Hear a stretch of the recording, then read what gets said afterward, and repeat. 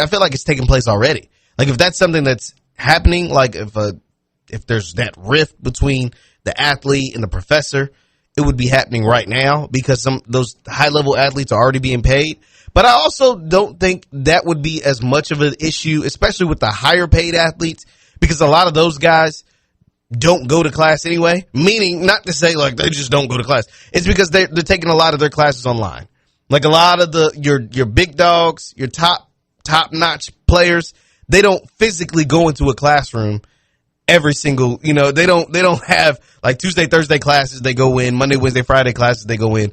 Most of their stuff, if not all of their classes, are online.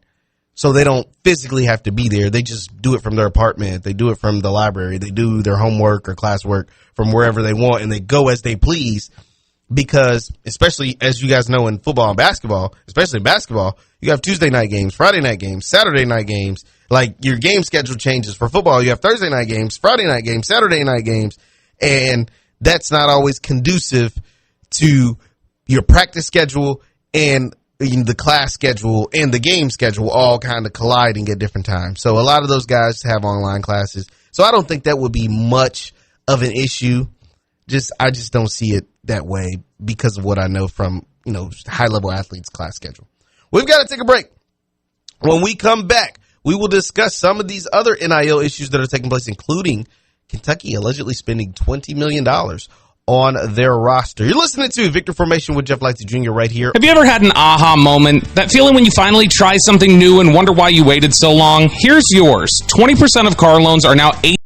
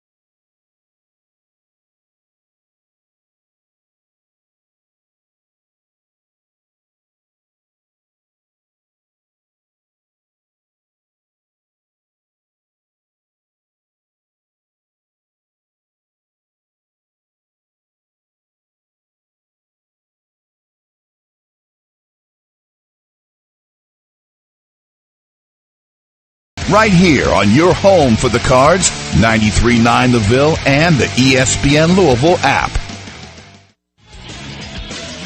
This is Steve Ebbs of Ebbs & Lowe Renovations, and you're listening to 93.9 The Ville. Information. My name is Jeff Lights Jr. And don't forget, the show is always brought to you by Ebbs & Lowe Renovations. Bathroom models, decks, kitchens, you name it, they can do it. Ebbs & Lowe Renovations. Visit them at ebbsandlowe.com. That is ebbsandlowe.com. Now, sticking with U of L baseball, of course, they've got their game at 11 o'clock today, so we're getting out of here a tad bit early. 11 o'clock, first pitch for the Cards versus Miami. They're one win away from clinching their spot in Omaha at the Men's College World Series. Now, the basketball team was there. Of course, you saw, Ali Khalifa and Javon Hadley, Michael Brown, all of those guys. And then Coach Kelsey is also holding it down when it comes to the world of recruiting. As five-star point guard, Mr. 6'7" himself, Talon Kinney, was on campus for Thursday and Friday for an official visit to the Louisville Cardinals. Talon is a Kentucky native. He plays down at OTE. He is with the RWE team at Overtime Elite. That's an Adidas-sponsored league, of course. And then Talon Kinney's recently come out as an Adidas brand athlete. We know Louisville signed Michael Brown as an Adidas brand athlete last season. He's on the team this year. Talon Kinney is an Adidas brand athlete. Now, I know some people say, oh, you guys are so stupid. This stuff doesn't matter. No, it still matters. That doesn't mean that you're going to choose the Adidas school, but to act as if this young man being an Adidas brand athlete, Louisville being one of the premier Adidas schools in all of college sports, doesn't matter at all. You're fooling yourself. Who are you fooling? The two biggest Adidas brand athletes last year from the high school ranks that Adidas signed were Darren Peterson and Michael Brown. They signed 3 kids. 2 of them went to Adidas schools. Darren Peterson went to Kansas. Michael Brown came to Louisville. They have Talon Kinney right now. He's the only high-level high school athlete. Well, no, they have Talon and they have Elijah Arenas. He was the third one. So it was Michael Brown, Elijah Arenas, and Darren Peterson. Elijah Arenas ended up choosing USC, which is a Nike school, but 2 of the 3 chose Adidas schools. Talon Kinney is the only one that I know of right now as far as 5 stars that have signed with Adidas. He's the only one that I know of right now. And I can guarantee you that Adidas school like Louisville will be a part of his final choices. And so it does matter. That doesn't mean you're going to choose the Adidas school, but it does help. It does help set Adidas schools. Look at Darren Peterson and Michael Brown from last year. So with all that being said, I like Louisville's chances with the point guard. Once again, he is a Kentucky native. He is a priority for Coach Pat Kelsey. Now, Kentucky's also going to be on him really, really heavy. He's from the state of Kentucky. He's from Newport, near Cincinnati, and UK also they want to be a part of the Talon Kinney business. So it's going to be a battle there, but he was on campus for his official visit, and it seemed to have gone well. And so that's something that's a name, TK, Talon Kinney, Tay Kinney. That's one to just remember. Doesn't mean it's going to happen, but is one to remember. And it continues the long line of high-level recruits that Coach Kelsey is going after. We know of Tyron Stokes, the number 1 player in the country, Louisville native. He's already been on his official. Coach Kelsey and staff are in constant contact with him. He's playing AAU this year, so it let people know he's going to stay in the class 26. TK, Talon Kinney. Got Darren Rippey Jr., like a bunch of high-level players that Coach Kelsey is not afraid of going after and has let the world know. He's put the world on notice. Like, hey, Pat Kelsey is a part of this game. He's a part of this high-level, high-stakes recruiting game. And I think that is why he continues to schedule the way he scheduled. So I missed a couple of weeks. In those couple of weeks, it came out that Louisville is going to play an exhibition game against Kansas. Yes, the Yum Center will host an exhibition game between Louisville and Kansas. So I tweeted this out. Pat Kelsey in Louisville will host Bill Self in Kansas in an exhibition game on October 24th in the KFC Yum Center. So we will play Kansas late October in the Yum Center. Now, granted, it's an exhibition game. It doesn't count. It's for charity. But we'll play this game, and then we'll return the favor for Kansas next season. So you'll go to Lawrence, Kansas, Rock Chalk Jayhawk, and play them there. This is how you do it. This is how you do it. Pat Kelsey, this is how you are able to go out and get high-level recruits. This is how you keep Louisville as a program, as the program, like as the premier program, as one of the premier programs. You go out there and you schedule, even if it's exhibition. You go out there and schedule games against Kansas. And I really do hope that Adidas had something to do with this. These are your two babies when it comes to college basketball. Louisville, Kansas. These are your two premier programs. These are your two programs that feature two of your three high-level freshman 5-stars. Michael Brown will be lacing it up for Louisville. Darren Peterson will be lacing it up for Kansas. These are two of your premier athletes that you want to showcase to the world. And hopefully they have great collegiate careers, whether it's 1 year, 2 years, more likely only one, and then go on to have fruitful, great NBA careers. But to have your two premier programs, even if it's an exhibition game, of course we want the home and home. Of course we want the home and home with Kansas. We're trying to travel up there to Lawrence. We're trying to have them come down here to the Yum Center. But even in a moment that's just an exhibition, this is still a great scheduling piece. Because now think about it. Whether you want to count it, it doesn't count. It's not going to count on your record. But these are the games that you have against teams. Well, Kansas won't, but the rest of these will. We got Kansas, an exhibition. Kentucky, an ACC SC challenge. Cincinnati, Memphis. You also have Tennessee, Indiana. This is your schedule this season. Tennessee, Indiana. Like, with Memphis, Cincinnati, Kentucky. ACC SC challenge, which will more likely be like, I don't know, Arkansas? You don't think they'd schedule Arkansas on the road in Fayetteville? And now you add Kansas as an exhibition before Kentucky, which will be your second game of the season. 2 weeks after this Kansas game, you're going to be playing UK. You play UK on November 11th. You play this Kansas game and 3 weeks later, or 3 weeks earlier, on October 24th. This is massive. I mean, this is shaping up. Pat Kelsey and his staff, these guys, Brian Cloman, Thomas Carr, Ronnie Hamilton, Peyton Siva, Pat Kelsey, they've created the schedule that is going to have fans, especially if you come out on the other side victorious on a lot of these. You're going to have fans thinking national championship. And that's the way fans should be thinking in Louisville. Because you're going to play Kansas early. You're going to really get to see. It's a real litmus test about how good you are, at least at the start of the season. How you start isn't necessarily how you will finish. But it will give you a really good gauge on how good we actually are. Like, because a lot of fans are like, you're going to see this preseason ranking that's going to be really high. More likely inside the top 10. So the preseason ranking is going to tell you that you're really good.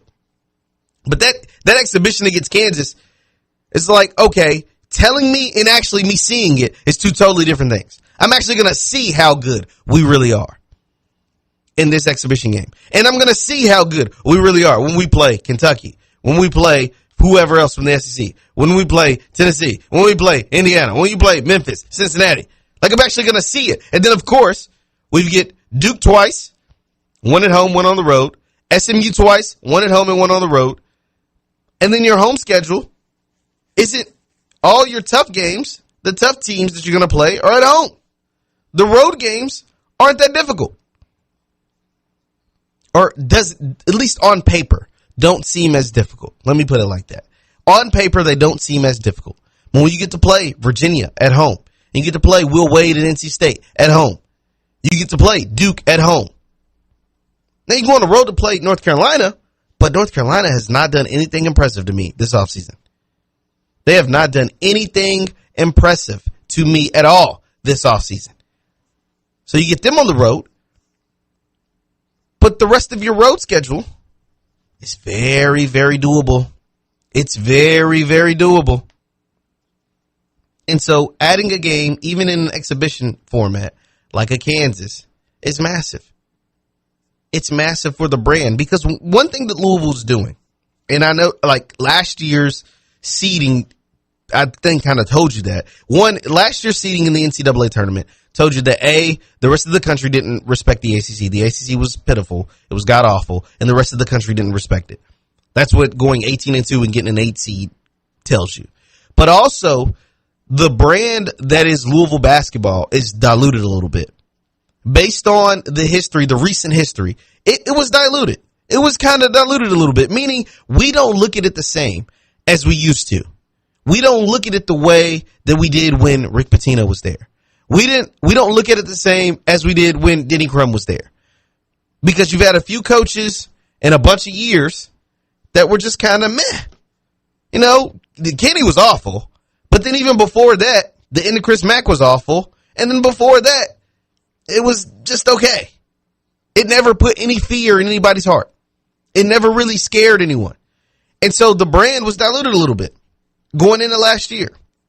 And even though you won 27 games, and even though you went 18-2 in the conference, and even though you made it to the conference championship game in the ACC tournament, even though all of these things took place, one, you lost to the best teams on your schedule, Kentucky, Tennessee, Ole Miss. Tennessee and Ole Miss, particularly by double digits. So we didn't really believe in that. And the brand is diluted a little bit. Well, when you schedule the way that Louisville is scheduled for this upcoming season, that's called, hey, we're restoring the brand. We're going to force you to look at us the way that you used to. We're going to force you because we're going to play the biggest brands in the sport. And if we're scheduling them, means we plan to beat them. If we schedule them, then we plan to beat them. If they're on the schedule, we plan to whoop them. We plan to get a win. And so that is what I think Pat Kelsey is doing. He is restoring the brand to what you grew to know and love. He is restoring the Louisville Cardinal basketball brand to what the people here grew to know and love and what the rest of the country grew to know and love. They just took some hits. It took some very, very bad hits. I mean, I don't think we all collectively realize, like, because we were living in the moment and it was so horrible, what 12 wins in 2 years really does for a program. Like, the damage that it does. It does a lot of damage. Like, it causes infighting.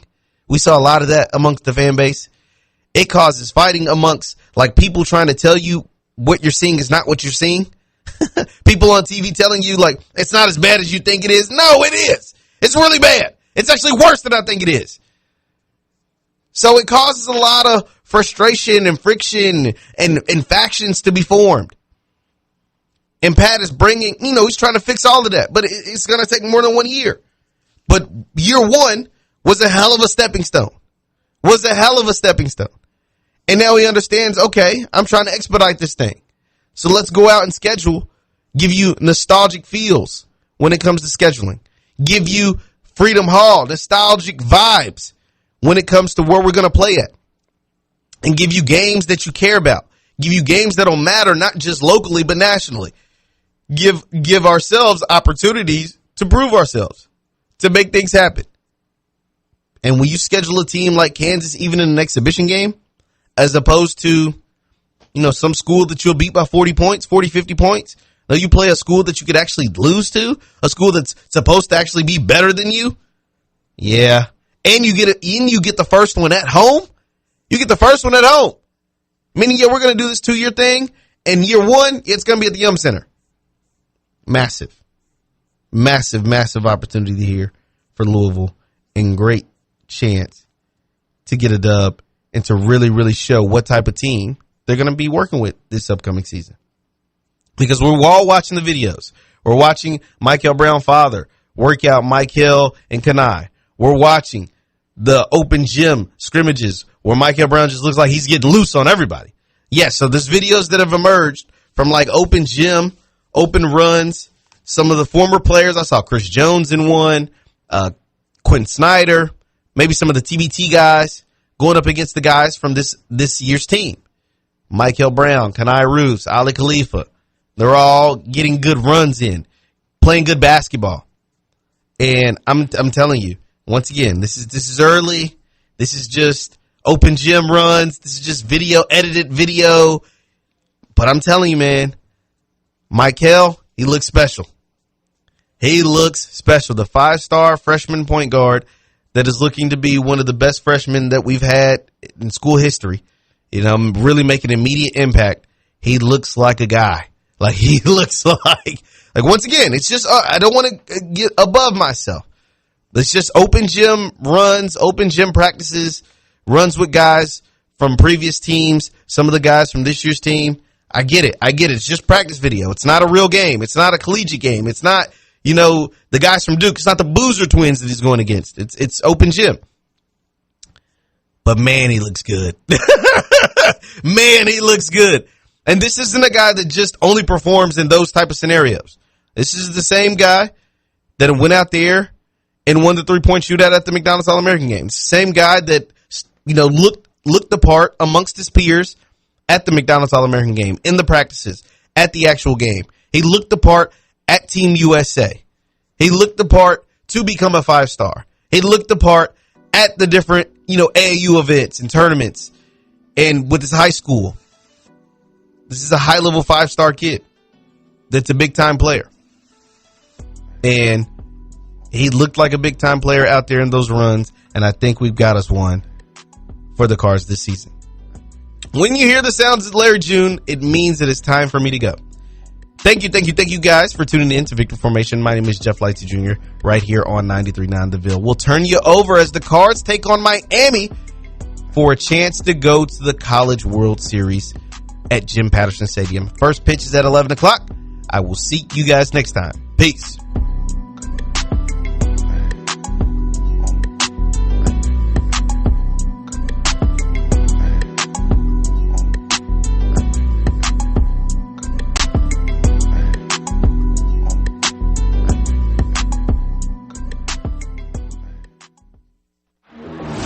This weekend on ESPN Radio. Red Sox Yankees, it's what everybody wants. A line drive homer, Aaron Judge. Yankees, Red Sox. Turns, it's gone. Rafael Devers smokes one to straightaway center field. Coverage begins tonight at 7 o'clock on 93.9 The Ville and the ESPN Louisville app. Louisville. He looks up, and that ball is gone. Plays. Double play. Inning over. Here. Grass. Track. Wall. Grand slam. This is your radio home for Louisville Cardinal baseball. And the Cards are on top. Game 2 coverage begins today at 10:50. Right here on your home for the Cards, 93.9 The Ville and the ESPN Louisville. At Nielsen Dodge, fun is in the driver's seat. The fun begins with our lease termination event. Get out of your current lease early and get into a new vehicle. Choose from hundreds of Jeeps, Chryslers, Dodges, and Rams. Lease a new 2025 Jeep Grand Cherokee Laredo, just $249 a month. Or lease a new 2025 Ram 1500 Tradesman Crew Cab 4x4, just $389 a month. So, get out of the old and into the new. Plus, choose from a wide selection of certified pre-owned vehicles. You can get up to $1,500 over book value for any trade. Get out of your current lease up to 6 months early on Route 10 in East Hanover. Online at NielsenDodge.com. A proud member of the Nielsen Auto Group. At Nielsen, fun is in the driver's seat. Jeep Celebration Event. With approval term Jeep 24, Ram 36 months. Due assigned Jeep 3344, Ram 3484. Add tax tag 498 dock and DMV fees. On the Louisville Cardinals Sports Network from Learfield, this is Louisville Cardinals baseball. Grass. Track. Wall. Grand slam. Louisville baseball is brought to you by U of L Health, official healthcare provider of the Louisville Cardinals. Kroger, fresh for everyone. And by PNC, official bank of the University of Louisville. Now, here's the voice of Louisville Cardinals baseball, Sean Moff. Game 1 of the 2025 Super Regionals at Jim Patterson Stadium, the Cardinals face the Miami Hurricanes.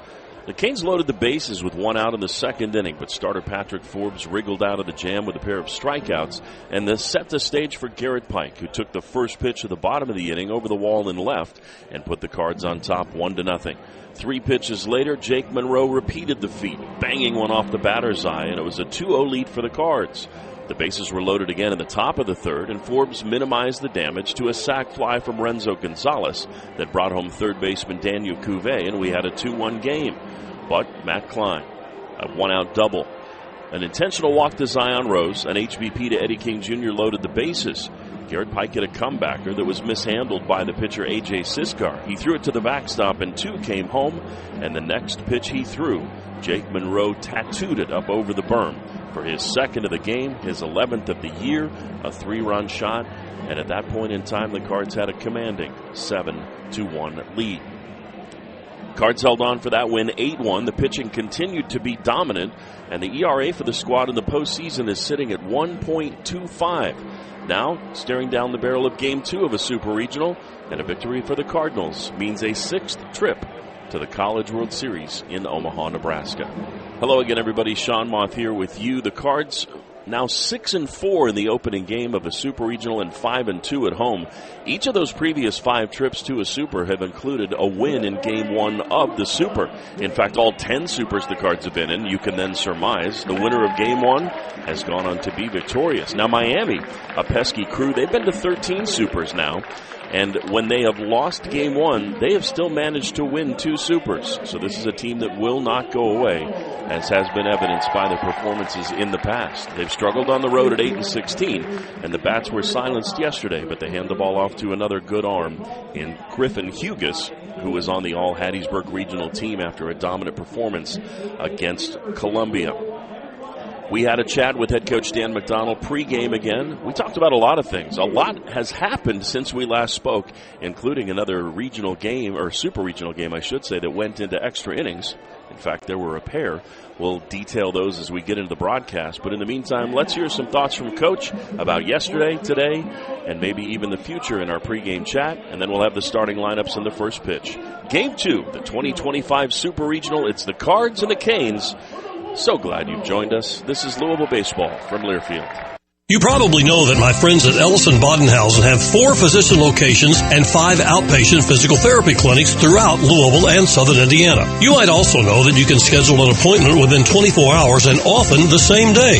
Now, E&B offers deep tissue, laser therapy, and shockwave therapy to help treat muscle pain and inflammation. E&B can help treat all your injuries from head to toe. Visit enbortho.com. Ellison Bodenhausen Orthopedics, an official partner of University of Louisville Athletics. Whether it's on the court, field, or pitch, the Cardinals can handle anything thrown their way. It just goes to show that being adaptable and preparing a solid strategy pays off. That's why PNC is proud to support University of Louisville Athletics and their dedication to smart, tested tactics. Just like any big game, when it comes to your finances, there's a lot on the line. And having a dependable team allows you to make the plays you need to reach your goals. PNC Bank, brilliantly boring since 1865. Member FDIC. Welcome back to Jim Patterson Stadium. The sounds of batting practice. Head coach Dan McDonald joins me now. Coach, we started with a Buc-ee's question yesterday. I'll start with an odd question again today. We always get to look back on these postseasons and relish what they were like. I'm sure you can close your eyes and you're dogpiling in Coral Gables in 1990. As you've coached for a few years, do you allow yourself to enjoy it in the moment, or is there still so much pressure and stress of focusing on the next game that it's wait until it's over and then look back? It's probably a little bit of both. I do try to be observant of the dog piles. I do like to see the kids celebrate. Obviously, I love the pictures and the video. But I'm kind of focused on congratulating our coaches and shaking their hands or hugging them. But, yeah, it's so quickly on to the next game that sometimes you don't really get to enjoy it as much as you like. But, hey, it's still all good, man. This is a lot of fun. Yesterday's crowd, we get a fly out to left end the first inning. There wasn't really a threat. It was just a base runner. But the energy in this stadium, maybe the rain delay pushed it ahead a little bit. But when Forbes came off the field, they anticipated that applause. I mean, it's so fun to feel that atmosphere. And I know the fans play an invaluable role. The fans are awesome. Postseason baseball is awesome here. And as we've talked about for years, the 2-strike clap, waving the towels, it's we want that excitement, that energy. Now, our guys, they obviously always say they got to get the crowd going, but I don't ever want the crowd to feel like they can't get us going either. Like, they do have a huge impact on the emotion and the atmosphere and the energy, so we hope they keep it going today. Garrett Pike got things going yesterday with a home run. He hadn't homered. I know he's the program leader in single season and career at Toledo, so we know what he's capable of doing, but almost gave me a little Pete Rodriguez, Logan Taylor vibes. We hadn't seen much out of him. He had that injury against Florida State that's kind of slowed him down, but what a burst for you guys. What a lot of juice right there, and we enjoyed it very quickly after Monroe followed. Well, it's kind of like a symbol of our team this year, right? All the injuries, all the bumps and bruises, and, guys just playing hurt, and the toughness. I think, we preach toughness a lot in this program, and this group has shown their toughness. We talk about hard. It's been hard on them this year at many times, but that's what makes you tougher, is going through the hard. And that's what, as a coach, makes me feel really good about this group in the postseason, is they don't need everything to go their way. They can handle the hard day to day. And I think a reporter asked me about the rain delay yesterday. And yeah, I mean, come on, we do that all the time. Like, that's part of baseball, and we've been outside since January dealing with weather. So I was pleased with the way our kids held it. I just wanted to close the book and try to get some rest because I knew we were turning around so early. Patrick Forbes gives you another strong outing. And what's impressed me with Patrick is over the course of the season, we saw a couple of games where he was almost exclusively cutters for one time through the order. Last Friday, I think he threw fewer than 2 or 3 changeups, no cutters, and got through a lineup with a fastball slider. Yesterday, we saw fastball slider, and then he just pulls a cutter. Roger calls it against Cuvée. Cuvée looked at it like he had never seen that pitch before. It seemed like perfect timing. It seems like Patrick's in a really good rhythm with the fastball slider, but a cagey move by Raj. And I feel like Raj is in a really good rhythm with his staff right now. Well, we've been talking about it the last week or so. One of his specialties is postseason success, and having these guys healthy, having them strong, having them believing and trusting in their abilities. So I love that we get a chance to play in the postseason. I love showcasing all of our arms, and I told the reporters last night, this guy sitting to my left, which was Patrick Forbes, man, gosh, his best days are ahead of him. Like, his future is so bright, and we're so excited that at some point we're going to send him off into pro ball, and it's going to be fun following his future and his career. Last night was an eventful night in sports. After even I went to bed, I won't bore people with the Stanley Cup Finals, but we had a big rain delay down in Auburn. Coastal Carolina does a great job of hanging on to win that one in extra innings.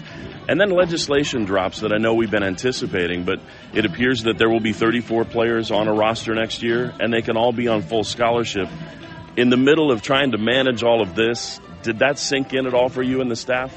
We kind of felt like it was coming down the road at some point, and we've been, we're actively recruiting. I'm calling a recruit last night, leaving the stadium, meeting with somebody this morning. Like, you have to recruit. I mean, it's 24/7, 365 for the most part, and so yeah, we're always paying attention to those rules, and we just got to have the ability to adapt, and hopefully a run like this ignites our fans, our boosters, our support to say, hey, man, let's do everything we can to keep this going, because it sure is a lot of fun. I'm hearing from so many former players. A ton of them were here yesterday, including Adam Duvall. Another face I saw in the crowd was Chris Lemonis. I know you wish he were still in a dugout with a team or managing his roster at the moment and delving into the portal, but what's it mean to share this moment with him? Well, he was a part of it, right, from day one. And he and I played together in college. We coached together at the Citadel. He was our recruiting coordinator his first 8 years that we were here. And he helped us lay the foundation. Of course, he handed it off to Eric Snyder, and he told me, this is the guy you want to come in and fill my shoes. And obviously, Coach Snyder's been phenomenal as well. So, tough year for Chris. I pray often for guys, my friends, and especially coaches out there, man. There's a lot of coaches that go through the struggles, but, man, he's tough enough. And for a guy that's coached teams to Omaha, for a guy that's won a national championship, there's going to be an athletic director, an administration, and fan base that's going to hit the jackpot when they desire to hire Chris Lemonis to lead their program. Let's just keep him out of the ACC. We don't need to see him that often. Coach, we look at a matchup between Bivin and Hugus, a couple of veteran arms. Hugus, obviously a portal guy from Cincinnati, but what are the keys today against this Miami squad? You got to throw strikes and obviously make good plays. And then I think what Forbes has done so well, and our pitchers, Bivin and those guys, just make pitches when there's runners on base, pitch get off the field, all right? Get off the field. I mean, yeah, giving up runs is part of baseball, and as always, try to minimize. And at the end of the day, you're just, score more than your opponent. I will say we keep using the phrase, keep it simple, because at this time of the year, I'm not even going over game notes. We're just focusing on our task at hand, and let's just play baseball, man. Let's have some fun. Let's enjoy this, and we'll see what happens. Let's have some fun. Let's win that first inning. You got it. Thanks, Sean. Dan McDonald, head coach of the Cards. Game 2 of the Super Regional starting lineups and first pitch coming up next. This is Louisville Baseball from Learfield. U of L Health Eye Institute is the official eye care provider for U of L athletics. Our ophthalmologists and optometrists, who are members of U of L Physicians Eye Specialists, are nationally renowned experts. They not only provide eye care for the Cards, they are also the only eye care providers you need. From routine eye care and vision exams to specialized treatments for complicated conditions. With several convenient locations throughout Kentuckiana, they are also close to home. To learn more, visit uoflhealth.org. Louisville baseball season is in full swing, and there's no better way to show your Cardinals pride than with gear from Kentucky Branded. Whether you're at the ballpark or watching from home, we've got the perfect game day apparel to keep you looking sharp all season long. Tees, hats, and more. Shop the best selection, lowest prices, and get everything you need to rep the Cards in style. Visit Kentucky Branded behind Trader Joe's in the Shelbyville Road Plaza and gear up for the season. Or shop online at KentuckyBranded.com. 502 Circle is thrilled to be the official NIL collective of the Louisville Cardinals, now a proud official partner of U of L Athletics. 502 Circle is ensuring that U of L student athletes are benefiting from the name, image, and likeness opportunities now available in college athletics. Visit 502circle.com today to find out how you can be at the forefront of supporting U of L student athletes through NIL. Become a member of 502 Circle today. Join the Circle. Go Cards! Hey there, Cardinals fans. Your home deserves top-tier care and attention. That's why you can count on Southern Roofing and Renovations, your trusted local roofing expert. From the moment they arrive to the final inspection, Southern Roofing provides a guided experience from start to finish. Whether it's a quick repair or a full roof replacement, they've got you covered with the dedication and quality you can rely on. Visit SouthernRNR.com and see the Southern difference for yourself.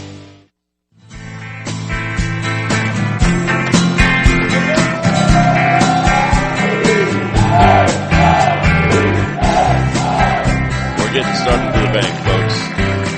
Postseason baseball in the Ville. You can't beat it. It's time for the PNC Bank starting lineups brought to you by PNC, official bank of the University of Louisville.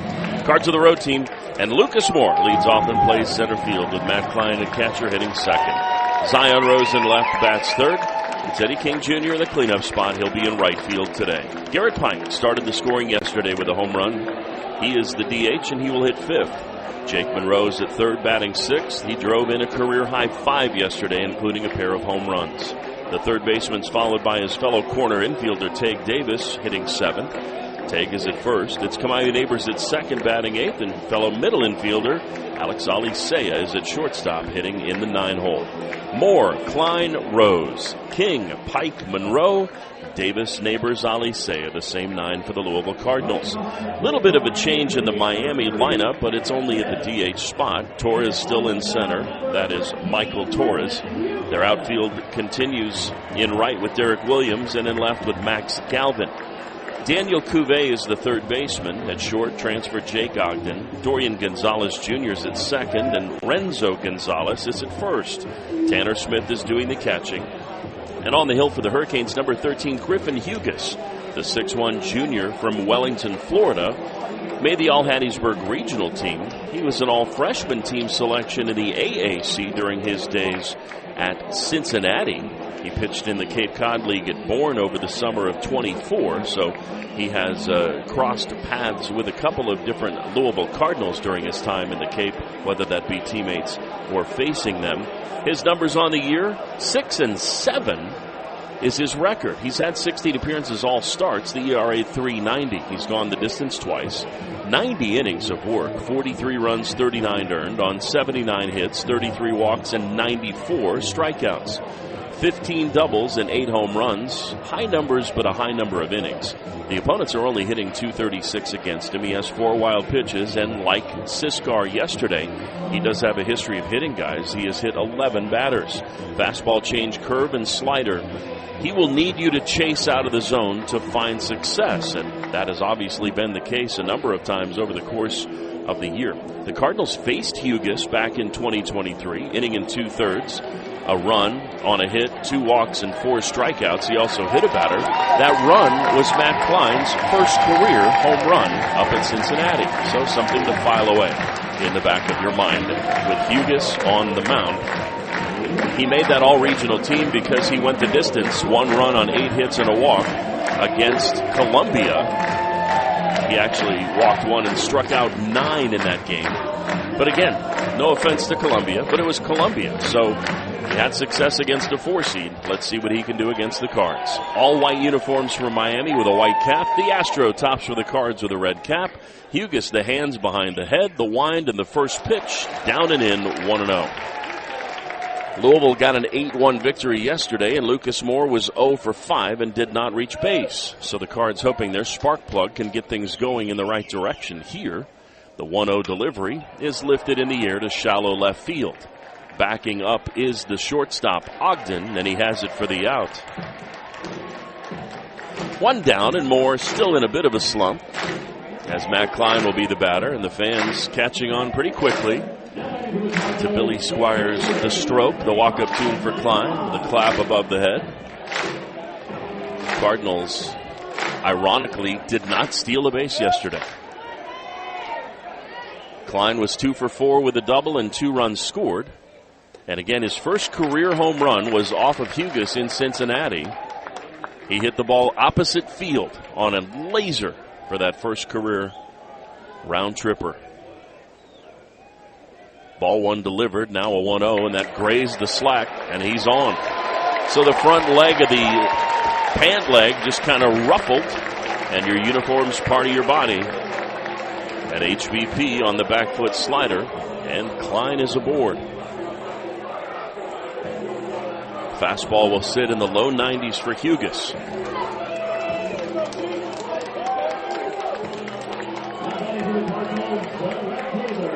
So Zion Rose, the batter. Zion 1 for 4 yesterday. A run scored. He walked and struck out. A chance for a dude to be a dude. And Zion is a dude. Left fielder with a runner at first and 1 out. Takes the first pitch low, 1-0. Zion hitting .319, 15 doubles, 12 home runs. A team leading 61 RBI. Runner at first base, Klein. Black oven mitt on his left hand. A short lead, the 1-0. Over for a strike. 1-1. Billy Van Raphorst has the balls and strikes. It's David Ewell at first. Greg Charles at second. And Eddie Newsom at third base. Black tops, gray slacks, black caps for our umpiring crew. And a traditional catcher-style mask for Van Raphorst behind the plate. The 1-1 delivery. Framed for a strike. Down in the bottom of the zone at 92 miles per hour. And it's 1-2. That's a strike that didn't get called yesterday, which again is just fine. It's one of those borderline pitches depending on where your zone lies. This is according to TrackMan. The 1-2 reached for and sent to short, should be 2. Flip to second for 1, relay to first, double play. A big momentum push there for the Hurricanes as they get the double play ground ball to end the first inning after an HBP put Klein on. To the bottom of the first we go. Cards scoreless. Canes coming up. This is Louisville Baseball from Learfield. Knock your career goals out of the park with a graduate degree from U of L's College of Business. With flexible learning options, our MBA, MS in Business Analytics, and MS in Accountancy and Analytics programs fit your schedule and your ambition. Join a cohort of driven classmates and learn from business leaders who have been around the bases. Ready to step up to the plate and swing for success? Get started today at business.louisville.edu. Hey, Cards Sports fans, get your L's up. Liquor Barn has everything you need for this week's Louisville Cardinal action. Liquor Barn makes it so easy to stock up for tailgating and game watch parties. Head to your nearest Liquor Barn store or go to liquorbarn.com to download the Liquor Barn app and place an order for pickup or delivery. Shop Kentucky's favorite spirits, wine, and beer store online, and you'll have more time for the Cards. Liquor Barn, where Kentuckians go to celebrate life. Go Cards!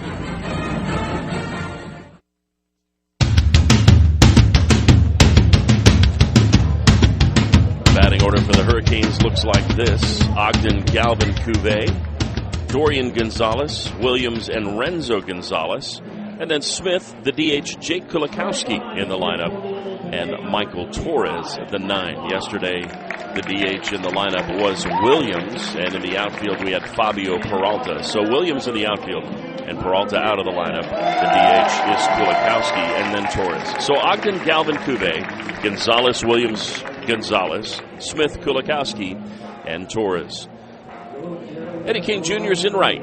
Lucas Moore is in center. Zion Rose is in left. It's Alex Alisea at short, Jake Monroe at third, Kamayu Neighbors at second, Tate Davis at first, Matt Klein doing the catching, and on the hill, Captain Tucker Biven. He laid in bed dreaming of days like this in his Louisville career, much like Matt Klein, and here he is.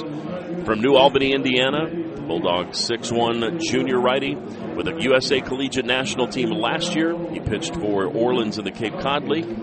His biggest thrill in his sporting career, signing with U of L, a second-generation Cardinal. His dad, Josh, played for the Cardinals, 95 and 96. In fact, the Battery's dads both played for the Cardinals. Tucker, in his last 3 starts, has just given his team the best opportunity to win, and that's all you can ask. He's been outstanding.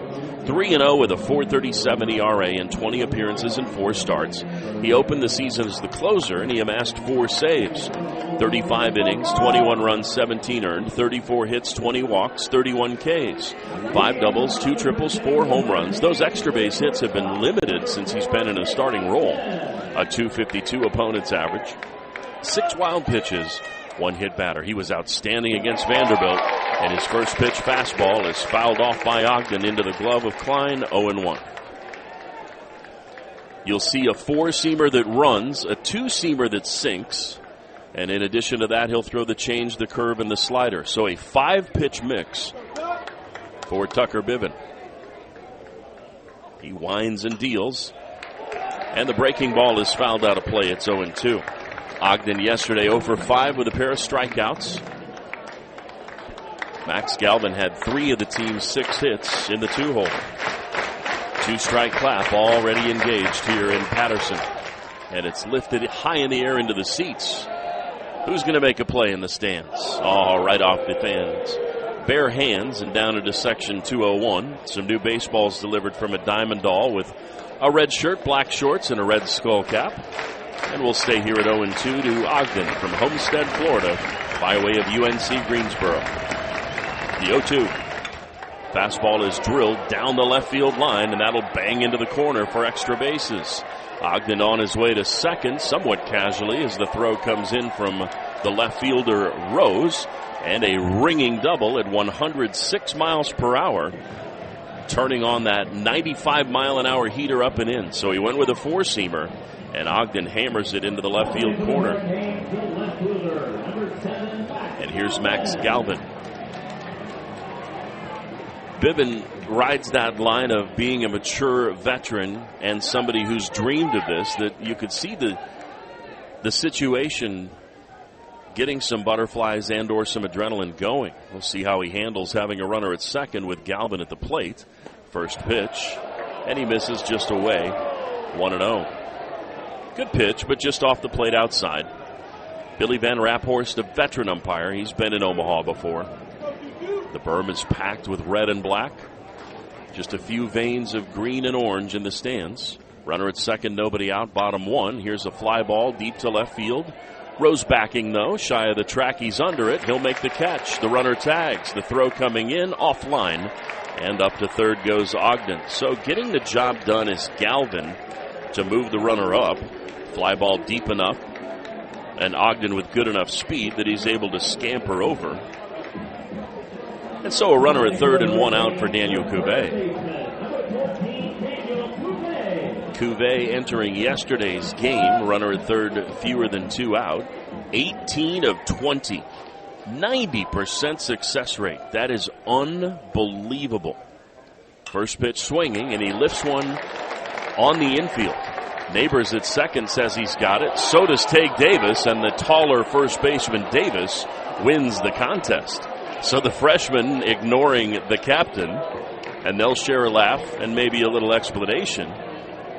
Got to be careful there, but Davis was able to get that baseball about 18 inches before Neighbors could, and I'm sure that a thumbs up means everything's okay, and that is rare that Cuvée does not get the job done.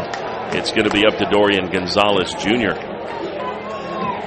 I mean, when you lead the ACC in RBI with 81, that's how you do it. We've got a little warning to Bivin now. The pitch clock starts at 20. The batter has 8 seconds to get in and make eye contact with the pitcher, at which point the pitcher can come plateward. And now he does, and the breaking ball is smothered by Klein. 1-0 to Dorian Gonzalez.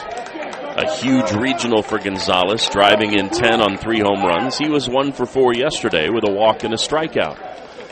A win for the Canes. They force a Game 3 tomorrow. A win for the Cards, and it's off to Omaha. Breaking ball for a backdoor strike. That evens the count at 1-1.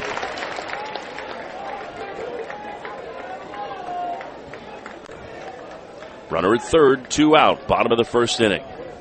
The 1-1 from Bivin. Fouled out of play off toward the tent on the concourse left side. And it's 1-2, and the fans up on their feet here in the bottom of the first inning.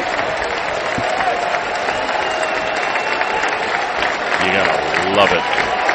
Runner at third, 2 out, the 1-2 pitch into left field.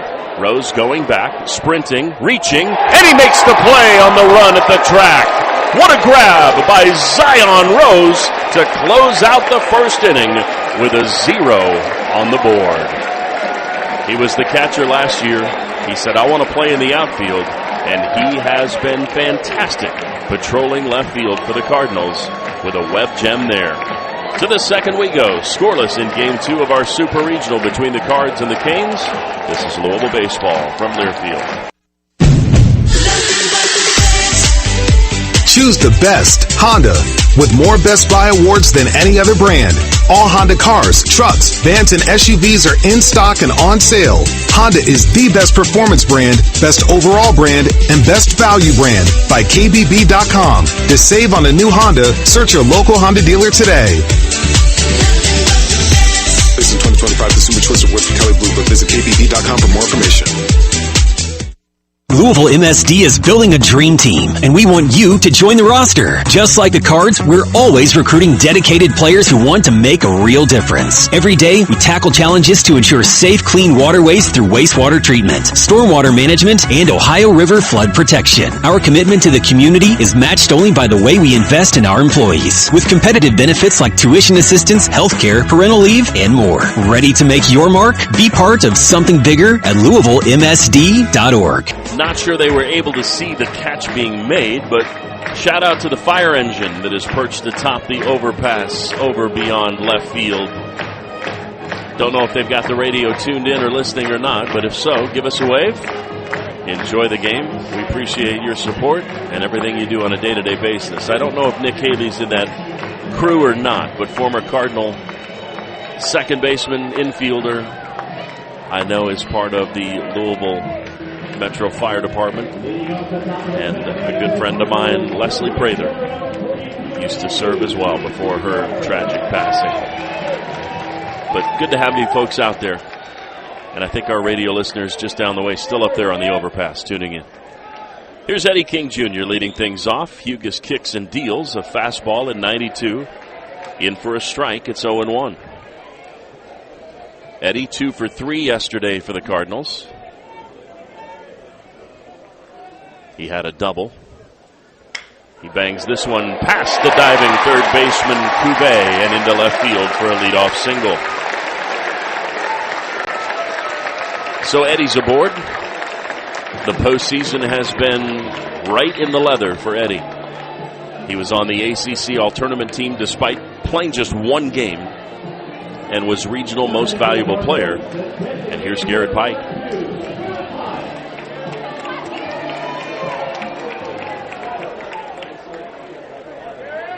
Garrett in from the left side. Tied for the team lead in doubles with King with 17. He started the scoring with a home run yesterday, and he watches a fastball in for a strike, 0-1. It had been since March 28th that Pike had left the yard, which for him to have just 4 is a bit of a surprise, but he's still been a big part of the offense this year.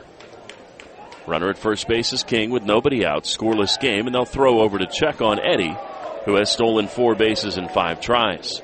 The reason you'll see more throws over to first today is because runners are 11 for 11 against Hugas. Not the best at being quick to the plate. And the Cards may try to take advantage. An 0-1 to Garrett Pike. Roped foul just outside the first base bag, and he's in an 0-2 hole. So wonderful to know my good buddy Mike Olson's tuning in from southern Wyoming. Appreciate it, Mikey. Can't wait to see you. Infield playing straight away. Pinched a little bit toward the middle at short with Ogden. Pike, the left-handed stick, now going to have to battle with an 0-2 count. Another throw over to first. And with red wraps on the right wrist and a red oven mitt on the left hand, King is back, hands first with a slide before the tag from Gonzalez. Pike started the scoring with a home run yesterday to lead off the second inning. And he takes upstairs 1-2. Pike went opposite field 371 feet. A runner ahead of him here today with nobody out. Cards trying to put some pressure on Hugas. The 1-2. Fouled straight back. Garrett was right on that 92-mile-an-hour fastball, and we have not seen a ton of variation in speed out of the hand of Hugas. Again, a limited scouting report, having seen him at Cincinnati 2 years ago for an inning and 2/3. Runner at first is King. Nobody out, the 1-2 to Pike. Looping breaking ball is away, and not too terribly comfortable with that offering there. Hugas, we sit at 2-2. Glove tucked up against the chest, black leather against the white uniform, and a snap throw over high to Gonzalez, and not close at first. Just trying to keep him there in case there's a chance to turn a double play, as they did in the first. Overflow crowd again. It is the best. The 2-2 to Pike. Up and away. We are full. Garrett hitting an even 300. 17 doubles, 4 home runs, 39 driven in. He hurt the knee, hyperextension on a diving play in right field against Florida State. Wasn't out long. We thought maybe he was done for the year, and he has battled back. Big spot here with a runner on, and a 3-2 pitch to Pike. It hit him. He wore that back foot slider where it was targeted, the back foot. It's the second HBP. And after the single by King, there's 2 on with nobody out for Jake Monroe. Monroe followed Pike's home run with one of his own, and then blasted a 3-run clout way up on the berm to the right of the tent in left center field. Later a sac fly. He drove in a career best 5 with a career high 2 home runs. So Monroe, a huge opportunity here, hitting .342 on the year with 11 long balls. First and second, nobody out. First pitch, misses in. 1-0. Cards got into the pen a little bit. Siskar was yanked in the third. Dorn, Cleveland, Lofgren, though, not the top arms on this roster for the Canes yesterday in the 8-1 Louisville win. The 1-0 to Monroe. Breaking ball for a strike. 1-1. The curve and the slider, 2 drastically different pitches, and not comfortable with the curve, but the slider much better. First and second, nobody out. The 1-1 to Jake Monroe. Up the middle, could be 2. Flip the second, relay to first, double play. So the Cards have already hit into 2 double plays. This one Taylor made 6-4 to 3. Ogden Gonzalez. 102 off the bat of Monroe, but nothing to show for it. And here's Tate Davis. King goes to third on the play. And we'll just tuck in the back of our head to the 4 wild pitches for Hugus.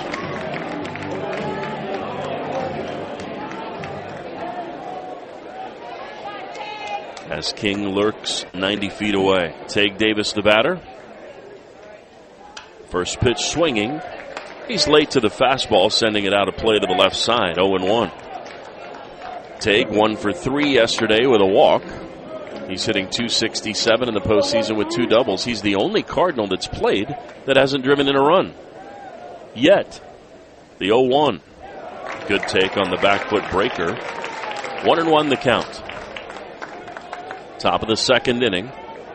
Had 2 on, nobody out. Monroe hit into the double play. Now Davis with a runner at third. Awaits the 1-1 from Griffin Hugus. Up and away, 2-1. The fans here clapping for every positive result. Beef O'Brady's is a proud sponsor of the Louisville Cardinals. Visit Beef O'Brady's for good food and good sports. Tate Davis, 6'4" freshman from Philly. 3rd team All-ACC. Led the league in home runs. The 2-1. Roped foul down the right field line. A missile off the bat of Tate Davis. Well foul. But he turned a 91-mile-an-hour fastball around at 110 miles per hour in what would have easily brought home Eddie King Jr. had it been fair. And the first baseman, Gonzalez, now tucked up against the line with the second baseman in the hole. The 2-2. Back foot breaking ball a take, and we are full. Great battle from the freshman. Back-to-back state champs at Malvern Prep. Shout out, Mr. Rooney. King away from third. With 2 out, the 3-2 pitch. Looping, breaking ball way outside, ball 4. And here comes Neighbors with runners at the corners. Neighbors yesterday was 1 for 4. So far in the postseason, Kamayu is 3 for 14 with a double and an RBI. And here comes a visit to the mound. The curveball he's tried a couple of times. That actually was a changeup. And that's an odd choice on a 3-2 pitch. That maybe that's what we've seen. It's a lot more of a looping change than I'm accustomed to seeing. Definitely has some drop to it, but in shape almost like a curveball. And the Miami pitching coach, Les Gutierrez, will chat. J.D. Arteaga, the head coach, a graduate, 23 seasons. This is his second as the head coach.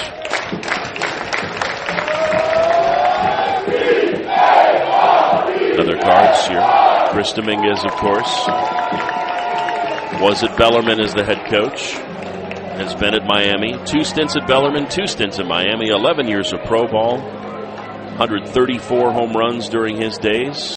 And a storied career at U of L. Neighbors with runners at the corners. The third baseman, Cuvée, in. And it's an inside strike. 0-1 the count. Good fastball placement there from Hugus, down and into Neighbors. 250 average this season with 16 RBI for Kamayu. 2 out runners at the corners, the 0-1. Called strike 2. Kamayu lifts the hands, and that's literally down the middle at the bottom of the zone. Runners at first and third, 2 out, the 0-2 pitch. Fouled off. Tried to go to that same spot with a fastball. Neighbors was ready for this one. He looks at the red and white batter's glove. Makes a circle around the back of the cutout.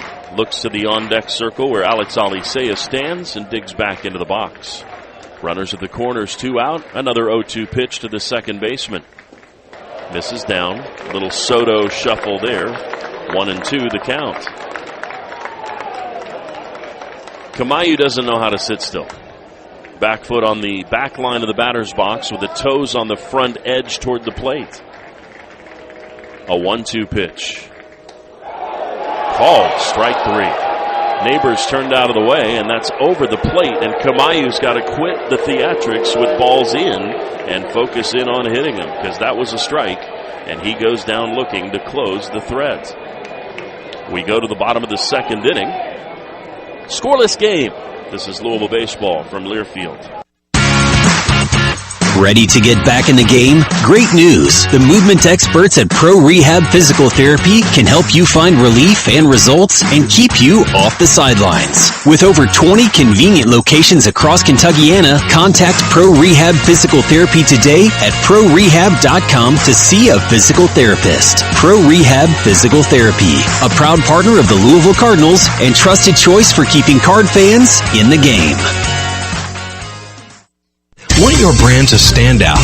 Start with Clark & Riggs. Clark & Riggs does it all and does it best. On-demand and variable data printing, direct mail management, e-commerce solutions, warehousing and fulfillment, large format signage and point of purchase material, retail decor and fixtures, rapid prototyping, the finest offset and digital printing in the business, online ordering and inventory management, everything your brand needs to succeed. Visit morethanaprinter.com.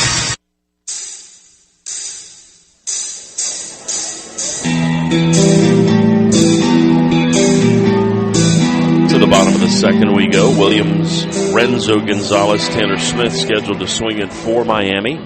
Haven't really reflected on Mother Nature's impact on the game because it's going to be minimized compared to yesterday, or so the forecast tells us.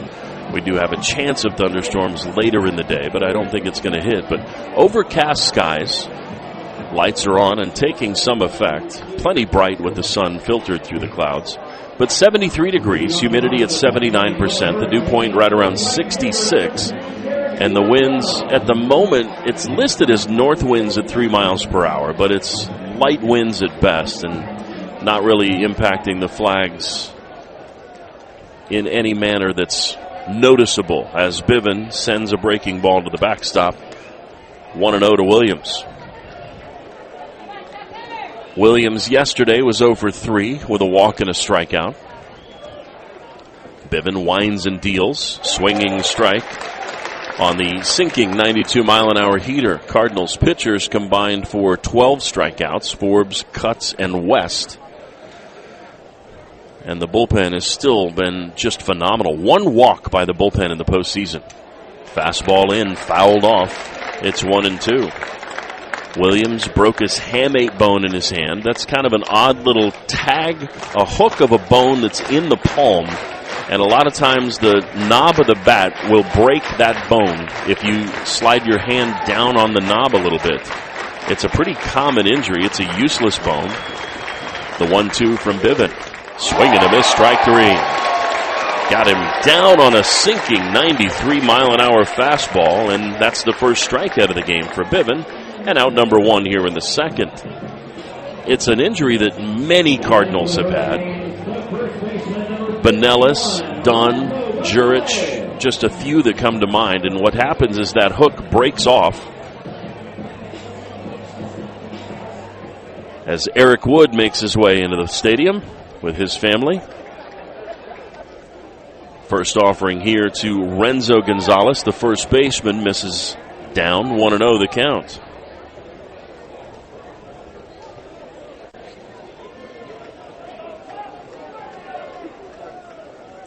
Bivin winds and fires a 1-0 delivery, and it's away. 2 balls and no strikes. Renzo Gonzalez yesterday, 0 for 2. He had the sac fly that drove in Miami's only run. He also struck out.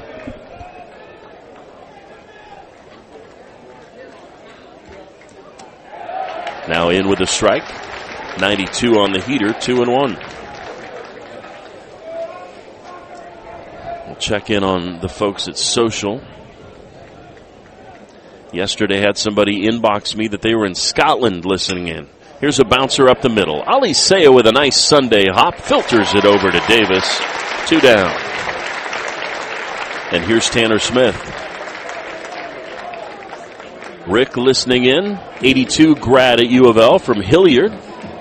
Ohio, that is, just north of Columbus. We've had some athletes from Hilliard. Jacob down at Gulf Shores on the beach. Toes in the sand. Eleanor heading to Florida, listening in the car. Safe travels. Thanks for tuning in. Send those good vibes our way. We need all we can get. 2 out, nobody on. Bivens skips one off the plate to Smith for ball 1. 1-0 the count. Another fan out at Prairie Village Baseball for a T-ball game. Appreciate you tuning in. Good luck to the niece. Hope they have some fun out there. The 1-0 is bounced foul, third base side, evening the count at 1-1. Tanner Smith yesterday was 1 for 3.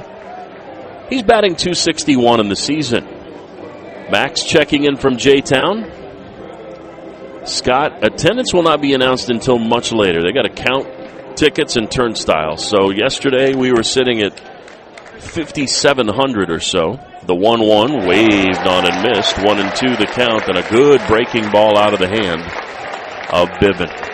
Ryan tuning in on the drive home from Texas. Thanks, Ryan. Appreciate it, man. Hope you're doing well. The 1-2. Down and away. 2 balls and 2 strikes. C. Miles about 10 rows up on the other side of the bird. Good look there. Fans of the 2-strike clap. 2 out, nobody on. Scoreless game, the 2-2 pitch from Biven. Capped foul back to the netting.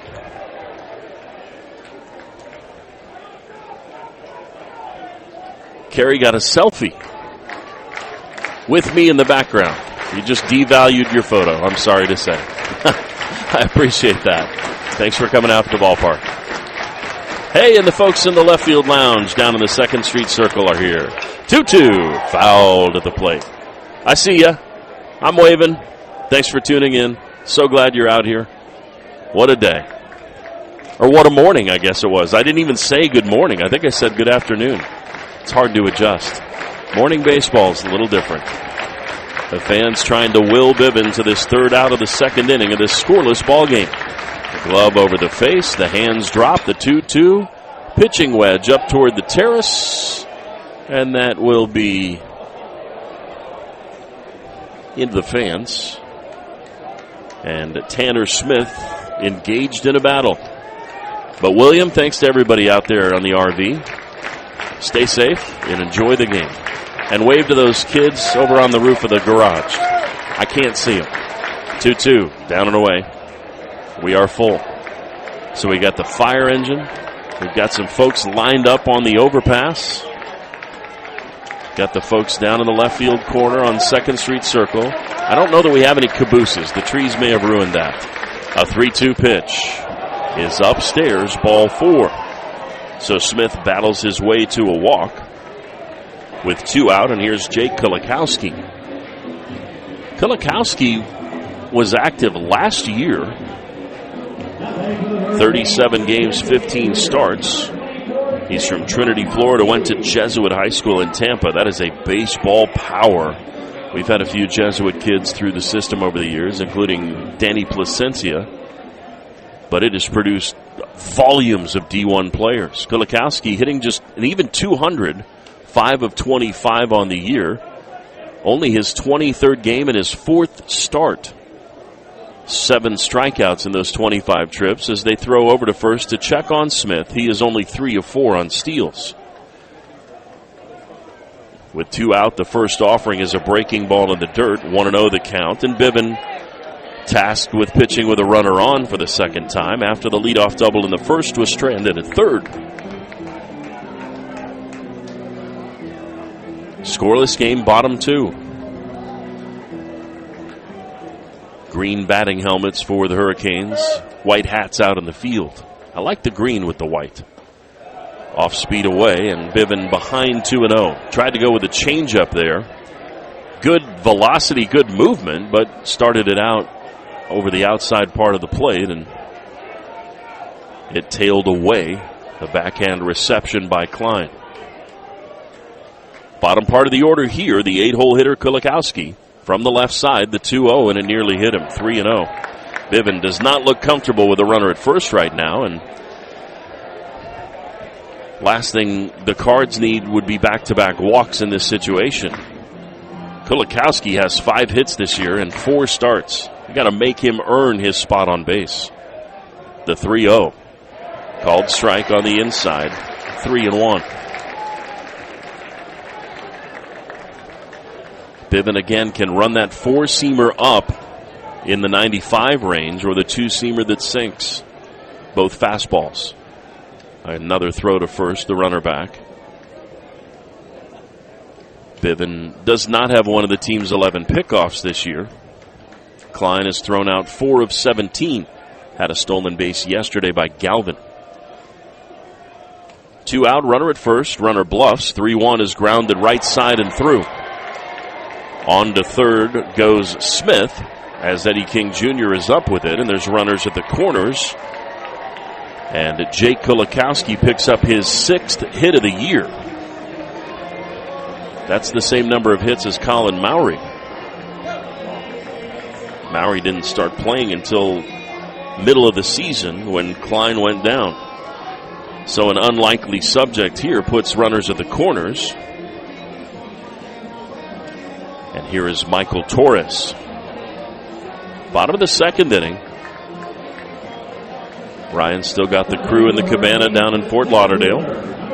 Appreciate you tuning in.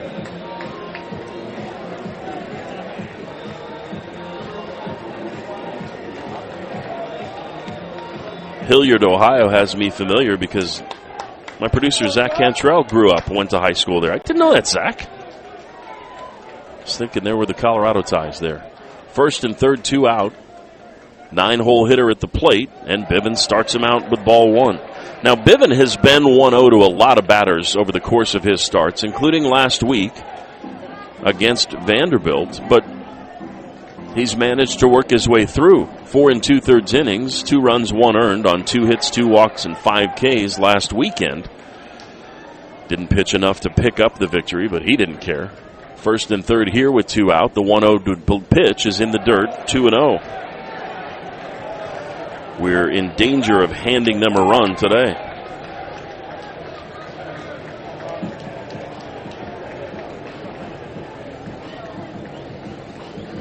And here comes a visit from pitching coach Roger Williams. Thank you to those who joined us at Roosters in Middletown this season for the Coach McDonald Radio Show. Visit all of the Roosters locations all summer long for numerous specials, including Monday boneless wing nights, happy hours, party rooms, and more. Roosters, a fun, casual joint.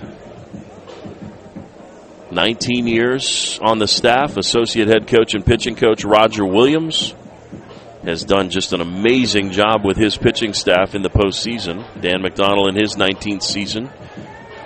In 18 years of potential super regionals, this is the 10th for this coaching staff. Eric Snyder, the third base coach and recruiting coordinator, and the first base coach Adam Vrabel, both in their 11th season, round out the crew, along with director of ops Brian Mundorf.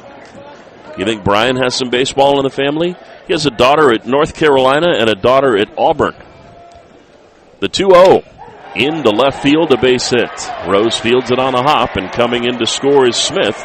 A 2-out walk turns into a run as the 9-hole hitter Michael Torres, who is red hot in the regionals, puts the Canes up for the first time this weekend. It's 1-0. Tried to get comfortable with a fastball right down the middle, and Torres made him pay. Man, that 2-out walk just kills you every time.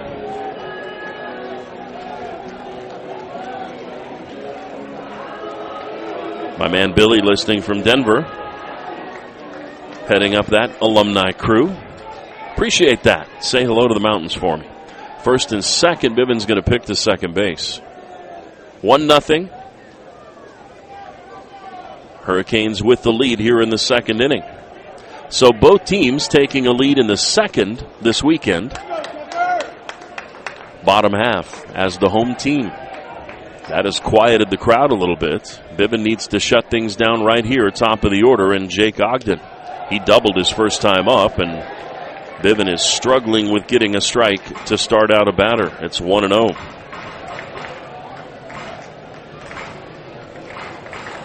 Louisville won Game 1 in 07 of the Super, lost Game 2, and then demolished Oklahoma State in Game 3. 1st and 2nd, 2 out. The 1-0 from Bivin. This is down, 2-0. These bad counts are going to cause some major problems for the Cardinals. if they are not fixed. 94 on the fastball there.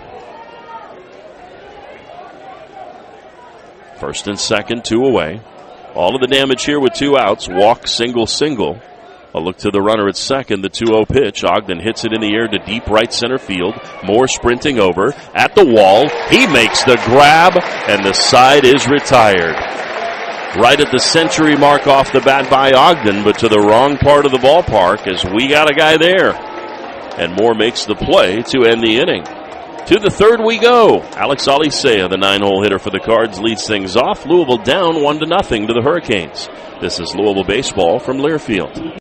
Money can't buy happiness, but it can buy you tickets to your happy place. Games just like this one. As the official bank of the Louisville Cardinals, PNC Bank keeps your finances boring, so you can ride the excitement all the way through regulation and beyond with the University of Louisville PNC Bank Visa debit card. That way, you can enjoy all the hot dogs, soft pretzels, and beverages to fuel your favorite fan activities while you're here. PNC Bank. Brilliantly boring since 1865. Member FDIC.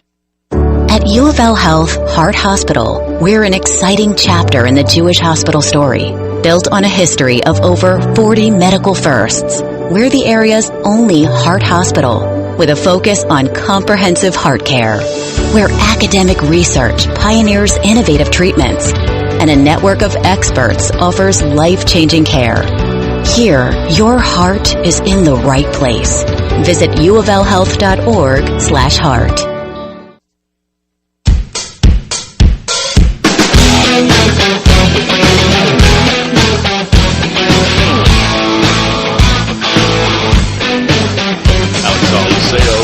Up for the Cardinals. Alicea and Moore, the only two in the lineup yesterday that did not get a hit or reach base. Alicea 0 for 4, Moore 0 for 5, and I have to believe that will change today at some point. Wouldn't be surprised to see Alicea try to lay down a bunt here. The switch hitting shortstop for Milwaukee, Wisconsin, St. Thomas More High School. Made the all-regional team. So Wallace semi-finalist for the best shortstop in the country. He's been playing with a badly damaged thumb on the left hand and is forced to bat left-handed exclusively, even though he's a switch hitter. Righty Hugus, he would normally be batting this way nonetheless, and Hugus continues to throw low 90s fastballs for strike one, and at some point the Cards are going to need to jump on one because he's been pretty consistent with that. 1-0 lead for the Hurricanes. The 0-1 squaring and taking. It's a fastball away, just away, 1-1 the count. Could have been a strike. Trackman saw it in the zone. Alicea hitting .309 on the year. If he's healthy, that number is different. No question about it. The 1-1. In the air. Center field. Putting the stop sign up to the right fielder is Torres, and he's got it for out number 1. So Alicea retired. Alex hit .291 last year, and here's Lucas Moore. Moore hit .318 last year. This year, despite the struggles in the postseason, a huge hit on Tuesday or last Friday against ETSU. But that's about all he's done in the postseason. Has not been able to get the running game going. Stuck on 48 stolen bases and 82 runs. First pitch from Hugus, and he goes changeup up, and it's ball 1. So that changes the pattern, and a good thing that Lucas wasn't sitting on the low fastball first pitch. The wind and the 1-0. Misses down. 2 balls and no strikes to Lucas Moore.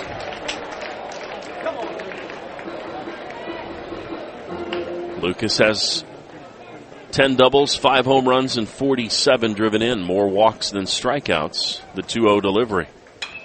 In the air down the left field line toward that 2nd Street circle, and that'll drop into 2nd Street for a souvenir. The count is now 2-1 here in the top of the 3rd inning. 1 out, nobody on, 1-0 Miami. Clark & Riggs, the official program printer of the Louisville Cardinals, is more than just a printer. They sponsor our college scoreboard, and it was a wild one after we left you yesterday in college baseball super regional play. The 2-1 to Moore, misses high. 3-1.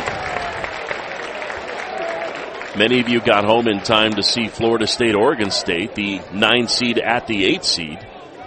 And down to their final strike, Oregon State was down 3-1 as ball 4, and Lucas Moore is aboard with 1 out. And now you can rev the Harley, so to speak.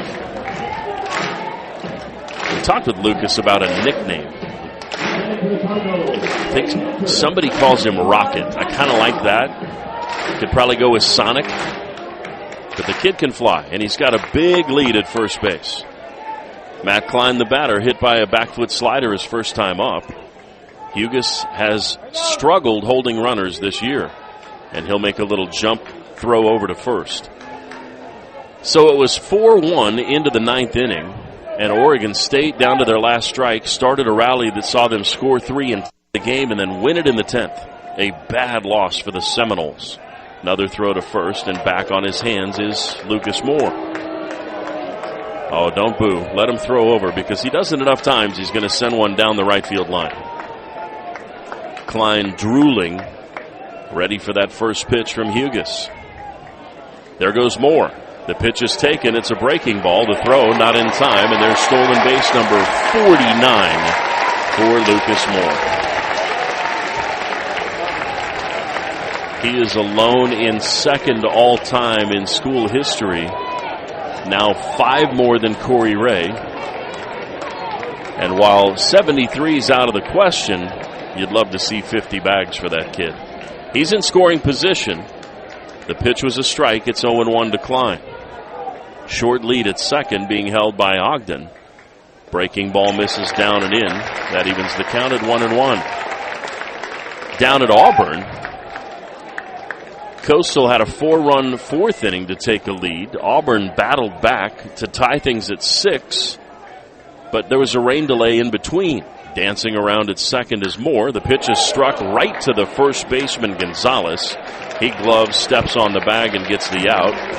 105 off the bat of Klein, and the Cards not getting any gifts from the baseball gods at the moment. Some hard hit balls that are turning into outs. 2 down, runner goes to third on the play. So Zion Rose, the batter, he hit into a double play his first time, a chance to even this baseball game at a run apiece with a runner at third and 2 out. First pitch, breaker misses down, 1-0. Coastal got 2 brilliant plays by their second baseman and ended up winning on a solo home run in the top of the 10th, 7-6 to take game 1 of that super. Kick in the delivery, and this one's in the air down the right field line, foul territory and out of reach for the first baseman Gonzalez. It bangs off the top of the fence, rolls into fair territory where the right fielder Williams will have to track it down, and Rose will have a 1-1 ledger here with 2 out and a runner at third base in a 1-0 Miami game. Today, the full slate, all 8 supers in action. Here's the 1-1 to Rose. Back up the middle, base hit. Here comes Moore, and we've got a whole new ball game. Zion Rose with a 2-out RBI single, and we are knotted at 1 here in the top of the 3rd.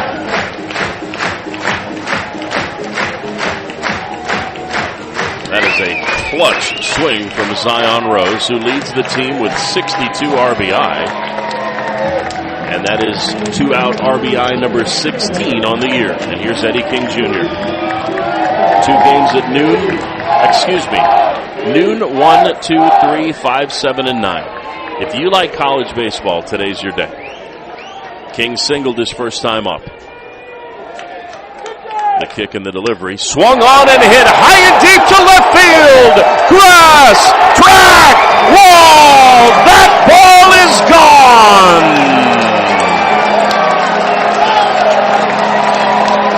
Eddie King Jr., number 16 on the year. A 2-run tater. And the Cards lead this one 3-1. A 91-mile-an-hour fastball right down Bardstown Road. 107 miles per hour, 430 feet. And the umpires are having a little discussion here about whether or not the prop came onto the field, question mark.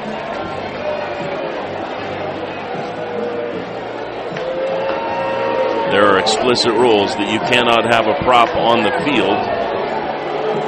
And Dan McDonnell is going to hear the explanation from the umpiring crew whether or not there is an ejection here.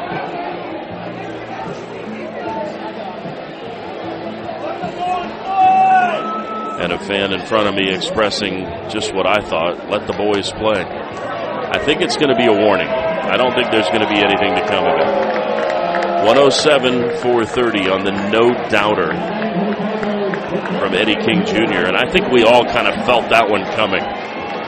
16th of the season, RBI number 57 and 58.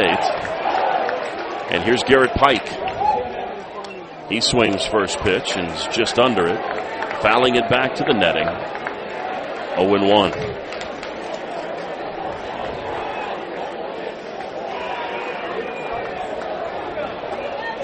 An electrifying swing from Eddie King Jr. Here's the 0-1. Over for a strike. 0-2. Hugus really pouring it in the zone. That time he dropped in a changeup. He'll throw that against lefties. He'll throw the slider against righties. And he spotted that one beautifully. With 2 out, nobody on, a 3-1 Louisville lead. Here's the 0-2 pitch. Nearly hit him. He backs out of the way. Pike hit by a pitch his first time up on a 3-2 offering. For the Cardinals, that is their 9th home run of the postseason, and this is game number 5. So a little more of a power surge as the UPS jet sails over the football stadium beyond right field. 1-2 is topped foul past Adam Vrabel, and the count remains at 1-2.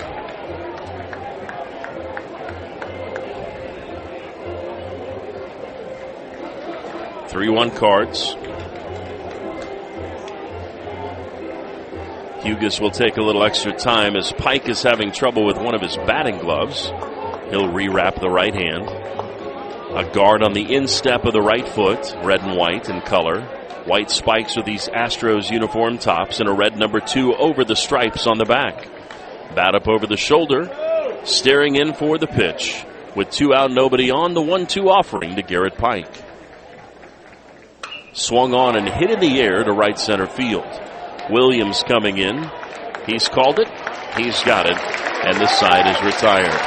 But Zion Rose with an RBI single, and Eddie King Jr. on the next pitch absolutely destroyed one onto the berm. As we head to the bottom of the 3rd inning, the Cards lead it 3-1. This is Louisville Baseball from Learfield.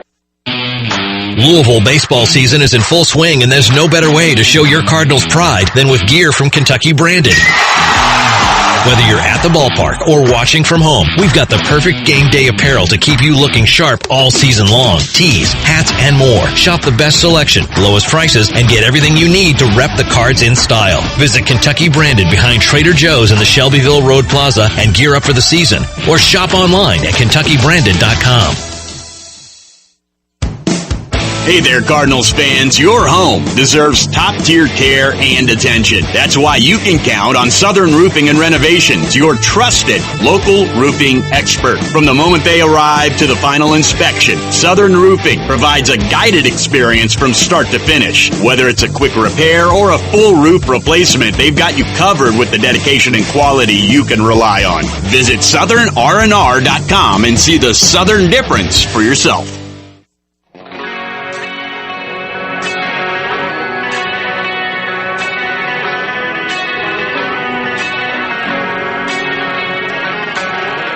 Welcome back to the Nest. My name is Sean Moth. Great to have you along as always. Shout out to James Black, Zach Cantrell for getting things going back at the seat of power over at Cardtown.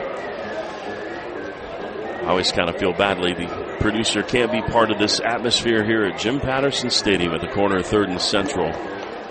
It doesn't get any better than postseason baseball here. I'd love for these fans to maybe just carve out a couple of Sundays in the regular season to make it a game like this. Have no idea what the impact is. This reminder to head to your nearest Liquor Barn or Party Mart store, official partner of the Louisville Cardinals, or place an order for pickup or delivery through the Liquor Barn website or app. It's easy to shop for your favorite spirits, wine, and beer with Liquor Barn and Party Mart. Here's Max Galvin. Flew out to left his first time, and Bivin continues to struggle with strike one. It's 1-0. 3-1 Cardinals, bottom of the third inning. The 1-0 delivery. That gets away from Klein. It's 2 balls and no strikes. The Cardinals have alleviated nerves in the postseason in this scenario on a few different occasions by the way they played. Here's a little capper that spins foul. Third base side. In 2007, a 9-0 win and then a 3-2 loss. The Cardinals on getaway day of the Super won 20-2 in 2007. In 2013, it was a 2-1 squeaker down at Vandy. But here, Kennesaw State 7-4, little breathing room there. The 2-1, grounded right side. Neighbors charges over to his left and fires to Davis. And on a 2-0 pitch, Galvin is retired on a routine ground out for the first out of the third inning. The 2017 Super was a 6-2 win over the Wildcats of Kentucky. And in 2019, we'll never forget Bobby Miller's no-hitter through 8 in a 12-0 win. The Cardinals get a swinging strike from Cuvée on Bivin. It's 0-1. The Cardinals in home Super Regionals have won 5 straight games in the nest in the Supers. Bivin with 1 out, nobody on. The 0-1, just down and inside on a 92-mile-an-hour fastball. Good eye by Cuvée. 1-1 the count. 3-1 Cards, bottom of the third inning. Daniel Cuvée popped up to first his first time up. The 1-1, down and away. 2-1 the count. Cuvée is the guy. I mean, he is head and shoulders the dude. 372 average, 17 home runs, 81 RBI. Bivin with a 2-1. In the air, right center field. Moore going back, at the track, at the wall, and he's got it. 2 away. Wasn't sure if that one had any more carry to it. A little kiss of wind, and we might be in trouble, but 101 off the bat of Cuvée, and he got under it just a little bit.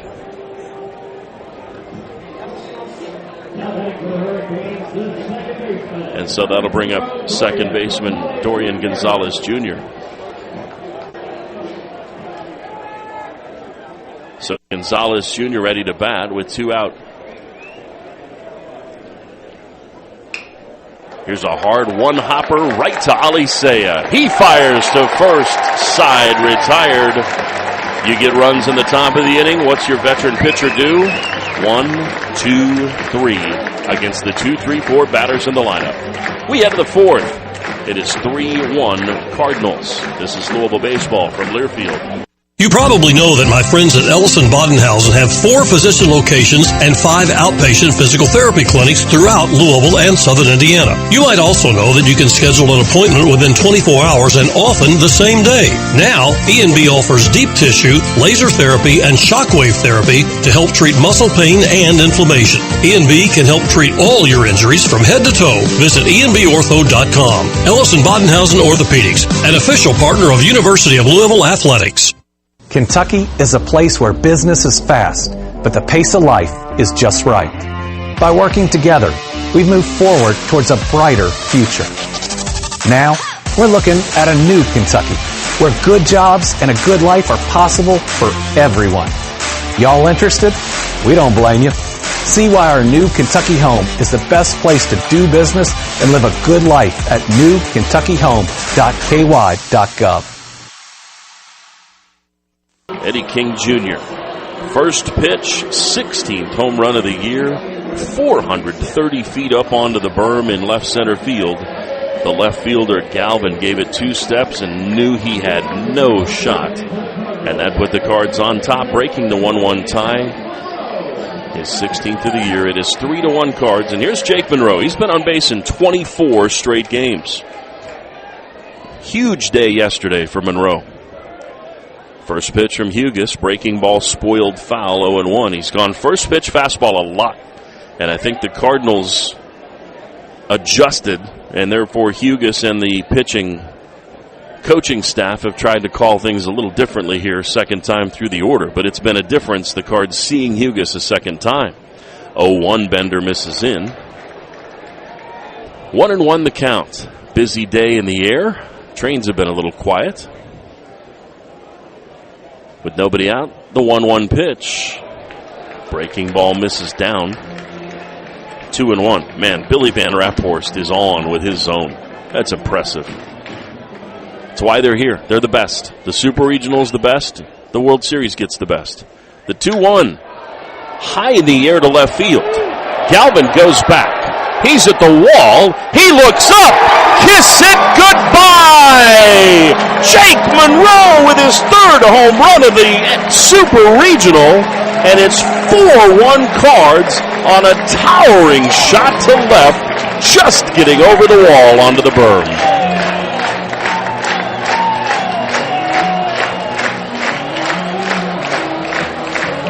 First base umpire David Ewell looking on to be sure they stay above the table, but he's got a smile on his face because he doesn't mind the kids having fun. And Monroe hits his 12th of the season, RBI 58, and it's 4-1 Cardinals. 104-376. Tate Davis tattoos this one through the right side of the infield for a base hit. That was the century mark off the bat.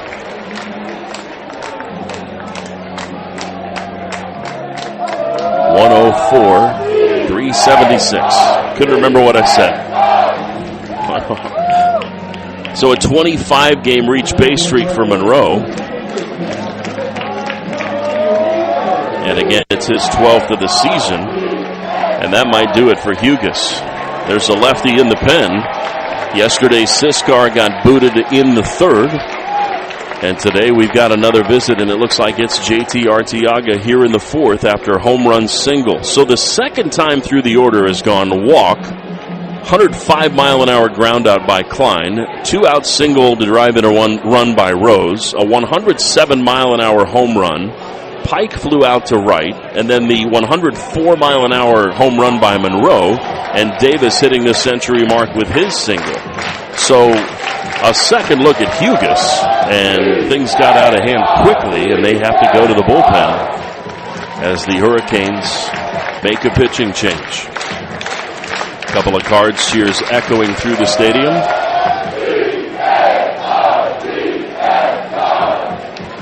And there are times as a broadcaster where I wish I could just set the headset down and drink it in. But I'm here to communicate with you, so we'll run that course. But I am going to step away with the pitching change break. So we'll send it back for a few spots and come back and tell you about the new arm. Pitching change break. Cards lead it 4-1. The home run by Monroe, the single by Davis, chased the starter Hugus. We'll be back after this. This is Louisville Baseball from Learfield. Hey, Cards fans, get your L's up. Liquor Barn has everything you need for this week's Louisville Cardinal action. Liquor Barn makes it so easy to stock up for tailgating and game watch parties. Head to your nearest Liquor Barn store or go to liquorbarn.com to download the Liquor Barn app and place an order for pickup or delivery. Shop Kentucky's favorite spirits, wine, and beer store online, and you'll have more time for the Cards. Liquor Barn, where Kentuckians go to celebrate life. Go Cards! At U of L Health Heart Hospital, we're an exciting chapter in the Jewish hospital story, built on a history of over 40 medical firsts. We're the area's only heart hospital, with a focus on comprehensive heart care, where academic research pioneers innovative treatments, and a network of experts offers life-changing care. Here, your heart is in the right place. Visit uoflhealth.org/heart. Looking forward to a book from you someday about your village downstairs. I think I need a Tales from Glenville. Here's ball 2, 2-0. Maybe you and Mike can put that together. Frank is poolside. Thank you, Frank. Appreciate that. One of the loyal Cards fans out there. The 2-0. Eddie takes a strike. Fastball at 90. And it's 2-1. L's up in the back seat, headed to Litchfield for a baseball tournament with Chris. Best of luck to their Cardinals. The 2-1 drops low. 3 balls and 1 strike to Eddie King Jr.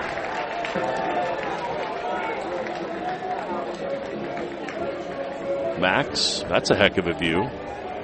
That's quite a cave you've got going there. I like it. Thanks for tuning in. 5-4 Canes, 1 out, nobody on. The 3-1 to Eddie King Jr. And it hit him. Eddie wears that one and drops to his knees in the batter's box. I didn't see where that hit him, but it might have got him in the ribs. But the catcher, Smith, checking in on Eddie, as is the athletic trainer for the Cards, Josh Gruber, who makes his first appearance. And Fisher just ran that inside and looks like it hit him on the back elbow. And that's what they're looking at Eddie King Jr. I don't like that. We've had enough misfortune with the injuries this year. Eddie shedding the protective gear, which unfortunately was in the wrong place for that. We've got Cologne, Germany listening in. Bob, Tina, Rusty, and Joni. Sprechen Sie Deutsch. Thank you. Tina, that is fantastic. Safe travels. Enjoy. Gary, thanks for the kind words. Working hard at the Ford plant. Davey and the crew. Thanks for tuning in out there. Hope the day goes quickly for you. Here's Garrett Pike, an HBP and a flyout. He swings first pitch and lifts it foul back over the rooftop, 0-1. A 1-out base runner, Eddie King Jr. hit by a pitch. It's the 7th time he's been plunked. And he is still perfect today with a single, a home run, and an HBP. Pike was plunked. He has an 0-1 count. He homered yesterday to start the scoring. Tying run is on base for the Cardinals. J. Paul Allen in the 2-1-2, listening, hoping for a dog pile. Lorene in Lamar's, Iowa. Appreciate the kind words. Runner at first, 1 out. The 0-1 to Pike. In the dirt. 1-1 the count. I realize that there are some announcers that make the adjustment to the turf and say in the turf.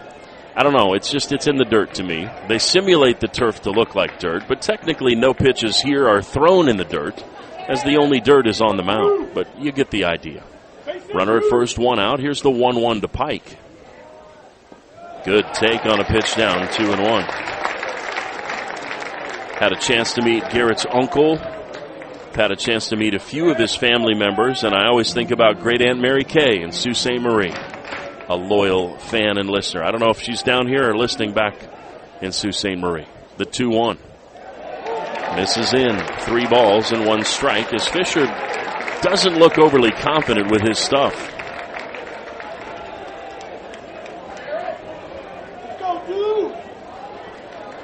King with a short lead at first and a big opportunity on a hitter's count here.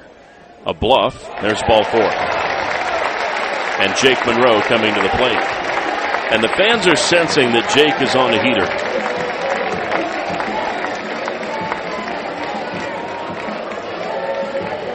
Monroe hit into the double play in the 2nd.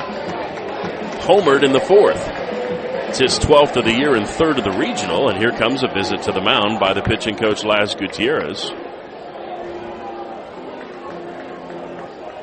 Don listening in Easley, South Carolina. Thank you, Don. Great to hear from you. Hope you are well. And Nick is not on the engine that's parked up on the overpass, as the overpass crowd has grown. We got a few folks now with the long distance view, hopefully getting a little bit of the picture painted, but Nick Haley is listening in at the softball diamond. Nick, hope you and the family are well. Thank you for your service. Loved watching you play. Beautiful bride, a national champion here at Louisville, and beautiful family. Bro wasn't bad either. Meeting was a quick one. Jake Monroe waggling that bat, ready to go. A .344 average with 2 on and 1 out here in the top of the 5th inning. First pitch, and he ramps it foul, third base side, and into the turf and off the railing of the dugout, third base side it goes, 0-1. Monroe seems to be poised for a big run if the Cards can keep things going the way he's starting to swing it. 2 on, 1 out. A long look at the runner at second, the 0-1 away. 1-1 the count. Take Davis on deck for the Cardinals. Daniel Burton at the softball diamond with his kids. Starting to hear from the alumni. Love that 07 team. Never forget it. First and second, 1 out. Another long look at second base. The 1-1 to Monroe. Tried to hold up the swing and couldn't. 1-2. Daniel had that home run at Rosenblatt. Those memories never leave you. What a run that team had. They set the tone. Cards trying to get back to the hallowed ground of America's heartland. The 1-2, right down the middle, called strike 3.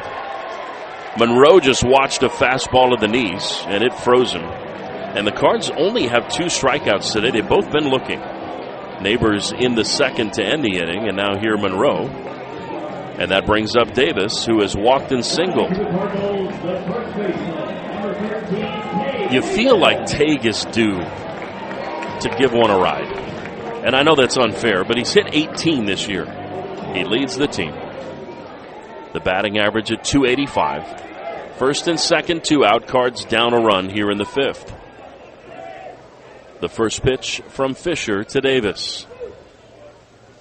Big swing and a miss. He got 92 right down the middle and couldn't catch up to it 0-1. And I would expect to see some wrinkles here. Davis, back foot on the back line of the batter's box. Not crowding the plate like some of his teammates. 2 on, 2 out, the 0-1. Fouled at the plate. Fastball down and in, and he's down in an 0-2 hole. Fisher, who had struggled with his command against King and Pike, has settled in a bit here.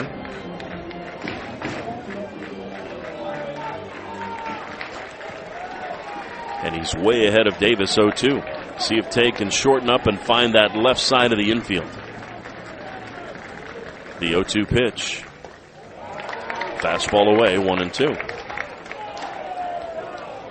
Bullpen has a righty loosening. Cards trailing by a run. They've been down a run twice. Scored in the next half inning, the first time.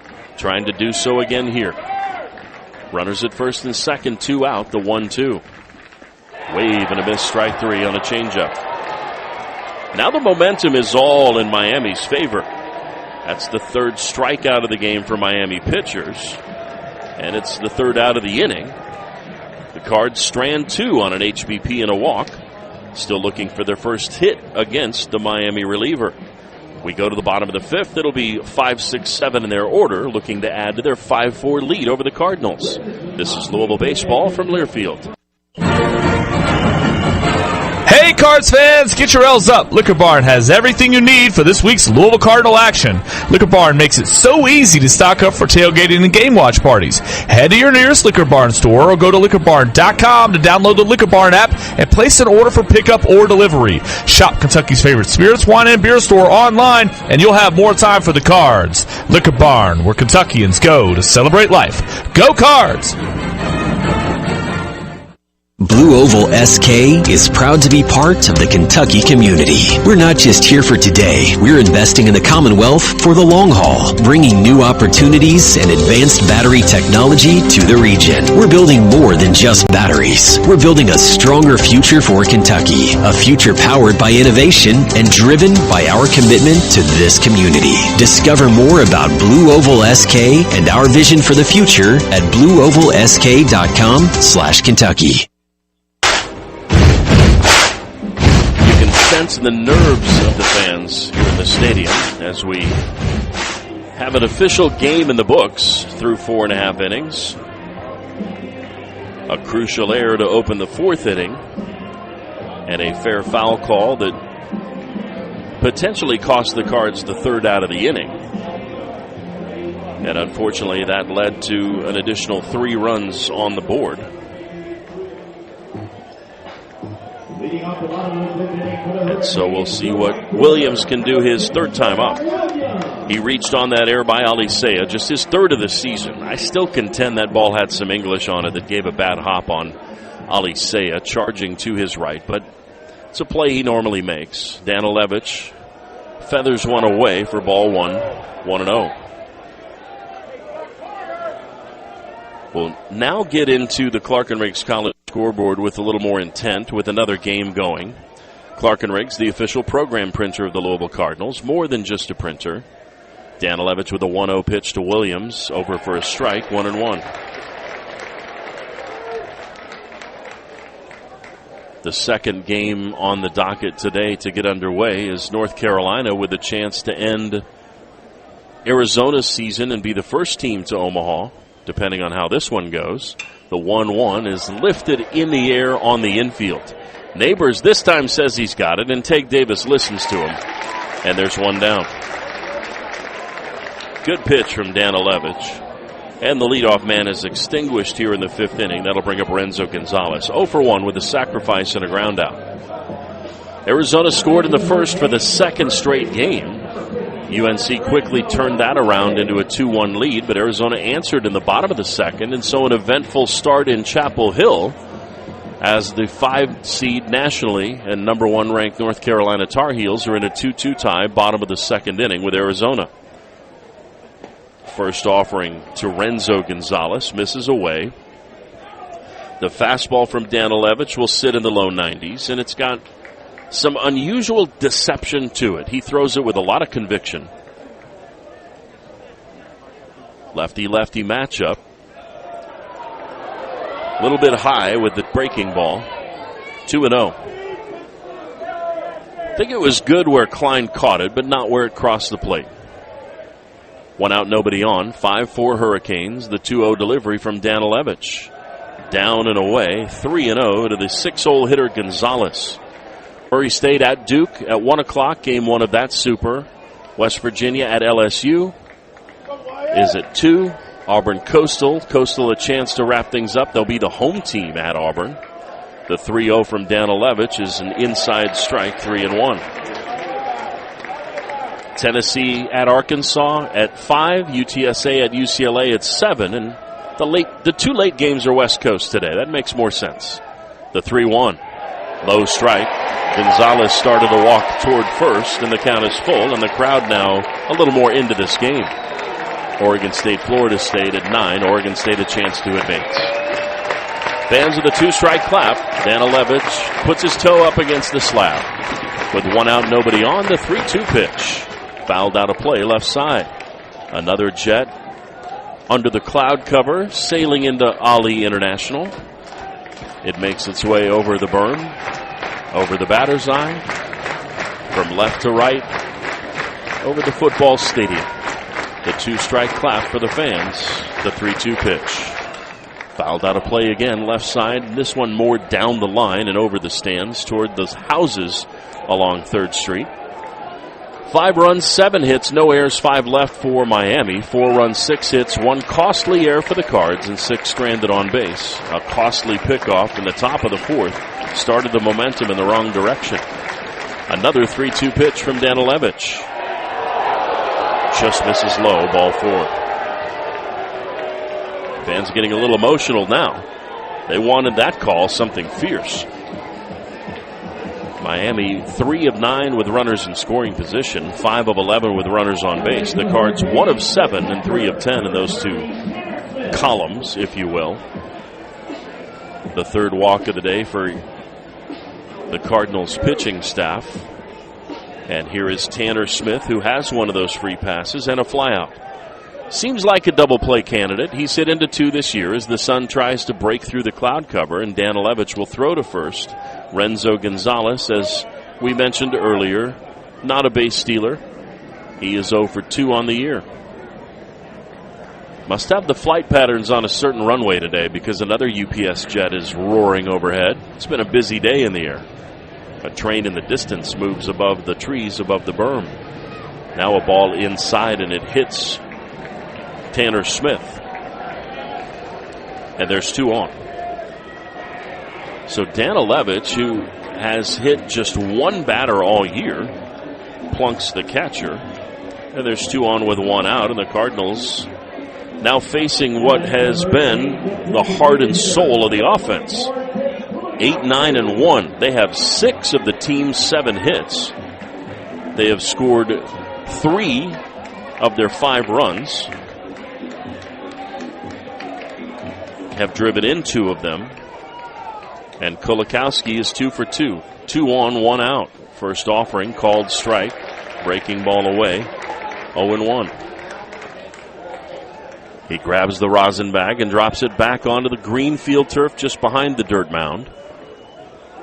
White spike back up against the third base side of the rubber. A peek to the runner at second. The 0-1 pitch. Well outside, 1-1. The field turf here is alternating light and dark green stripes, about 10 feet in width in the outfield, headed from second base to the batter's eye. And on the infield, a third of that size, so 3 for every 1, as there's a pick to second base. Alisea receiving the throw from Danilevich. The reddish clay cutout for the infield includes white turf for the baselines and batter's box. Coach's box is in white, and a vibrant bird head logo behind the plate in the green turf right between the cutout and the running track. The 1-1. Skipped, and nice job sliding to his left. Klein is able to keep the runners at first and second. It's 2-1.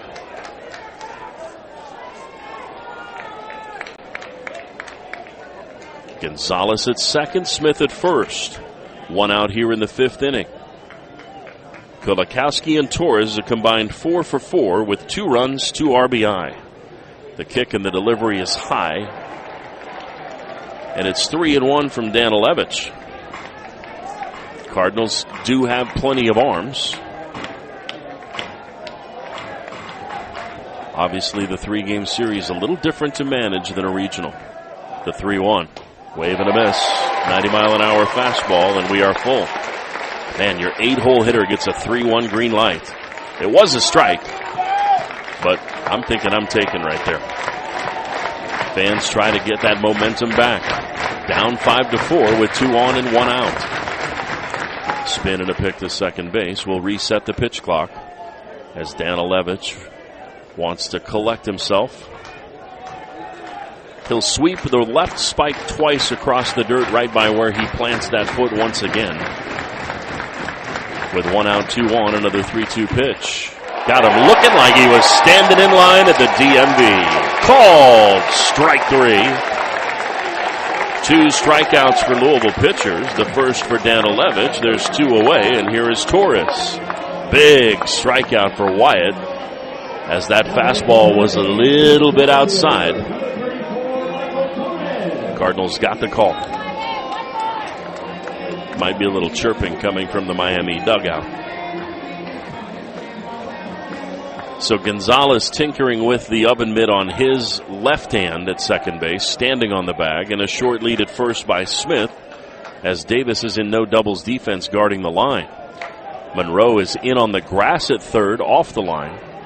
Middle infield in their standard positioning, hoping to get a force at second as any of the bases provide an out. Ball 1 delivered by Danilevich. Torres 2 for 2.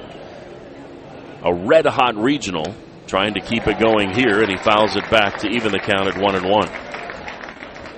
Leading hitter on the team in regional play was Torres, still batting 9th and the worst average of the starters coming in. He's at .227 now, moving past Renzo Gonzalez. First and second, 2 out, Cards down a run to Miami. The 1-1 pitch. Banged off the netting, foul above the third base dugout. He's late to the off-speed pitch. It's 1-2, and the fans begin to step up on their feet as the Diamond Doll has some new baseballs for Billy Van Raphorst. Blonde hair bouncing behind her out of the back of the skull cap. Back in the batter's box is Torres from the left side. The southpaw for the Cards peers in the 1-2 pitch. Outside, 2-2. Trying to get a chase on the breaking ball away. And Danilevich will stride back up onto the backside of the hill. Slide some mud out of the right spike. Sweep it across the rubber. Slide that left toe on the far third base side. With 2 on and 2 out. Deliver a 2-2 pitch. Down the left field line, foul. Out of play and out of the stadium. Another UPS jet sailing in for a landing. The berm is just an amorphous blob of people. Same on the terraces. The fences down the lines. The stands are packed, and the majority of the fans are on their feet. With 2 on, 2 out, and deuces across the board, the pitch. Little tapper, Danilevich spins out of his recovery. Gloves, throws, got him at first base. What a play by Danilevich and Davis. 1-3 for the out. Danilevich sparkled with a play in Nashville. Not quite as challenging, but he made the play nonetheless, and that extinguishes the threat here in the 5th. To the 6th we go. Neighbors Alicea and more for the Cardinals, down 5-4. This is Louisville Baseball from Learfield. If you want to make the most of your vacation, there's no better place than the Bluegrass State. Kentucky's 45 state parks offer abundant places to play and diverse accommodations to stay. Take a hike, float your boat, or bike the trails. Pitch a tent under the stars or settle into a lakefront lodge. Tee up for 18 holes, then enjoy a signature meal. Even better, Kentucky residents receive special discounted rates. Plan your trip at www.parks.ky.gov. Hey Cards fans, get your L's up. Liquor Barn has everything you need for this week's Louisville Cardinal action. Liquor Barn makes it so easy to stock up for tailgating and game watch parties. Head to your nearest Liquor Barn store or go to liquorbarn.com to download the Liquor Barn app and place an order for pickup or delivery. Shop Kentucky's favorite spirits, wine, and beer store online, and you'll have more time for the Cards. Liquor Barn, where Kentuckians go to celebrate life. Go Cards!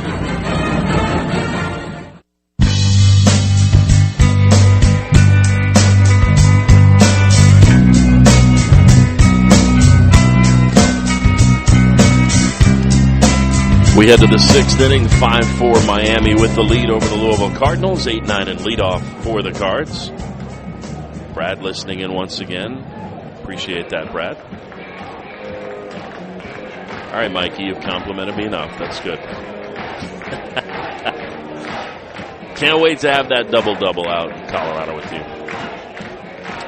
Neighbors struck out looking in the 2nd. He singled in the 4th, bouncing one through the left side. Switch hitting second baseman.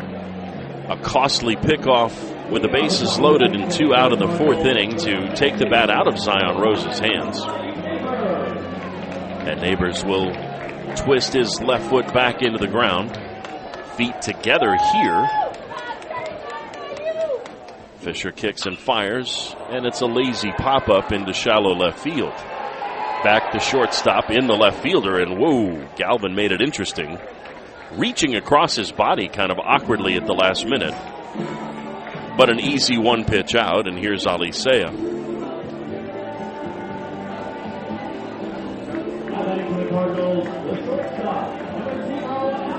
5-4 Miami, a 4-run 4th inning, 4 unearned runs. A leadoff error by this man here, so you know he wants to atone. And Alicea wants a little extra time as he needs to adjust the batting gloves. This time it's a military jet out on it. Well, military plane. I use the term jet very loosely. Don't judge me. It's a plane. There are props on it, I do believe. It can be 2 things, I think. With 1 out, nobody on. First pitch to Alicea is middle in for a strike, 0-1. Alicea hitting .309 in the season. He's 0 for 1 with a sacrifice today. 1 out, nobody on, top of the 6th. 5-4 Miami. The 0-1. He squares, lays it down foul, and it's 0-2. Just a piece of that one. The sun doing what it can to break through the clouds. I think this might be the type of day where you sit outside thinking you're good and not going to get burned, but then you realize that there was more sun than you thought. That was a changeup that he tried to bunt, and a good one out of the hand of Fisher. 0-2 here. Bouncing ball, right side. First baseman Gonzalez has it. He'll have to hurry to the bag. Sliding is Ali Seiya, but the race is won by Renzo Gonzalez, and there's 2 away on 4 pitches. So the momentum continuing to push, not dramatically, but pushing toward that third base dugout. It's just a 1-run game, so the swing away. But with 2 easy outs, the Cardinals are going to need to figure out a way to get to Fisher. Still having not worked once through the order, he's only given up an HBP and a walk. And some rather meager outs. A couple of ground outs and a pop-up to go with a pair of strikeouts. Here's Moore, 0 for 2 with a walk. You see his value to this team is the only time he's been on base, he scored. And he takes a strike, 0-1. Changeup.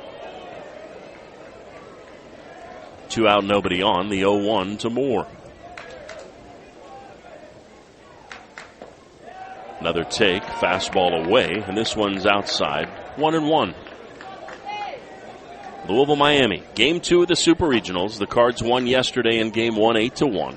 Now a win away from Omaha. Miami trying to force a Game 3 Sunday. Orange glove at the belt is set. The 1-1 delivery breaks in for a strike. Another changeup, and it's 1-2. And Fisher's got the changeup working right now. He's not just fooling guys with it, but he is spotting it for called strikes.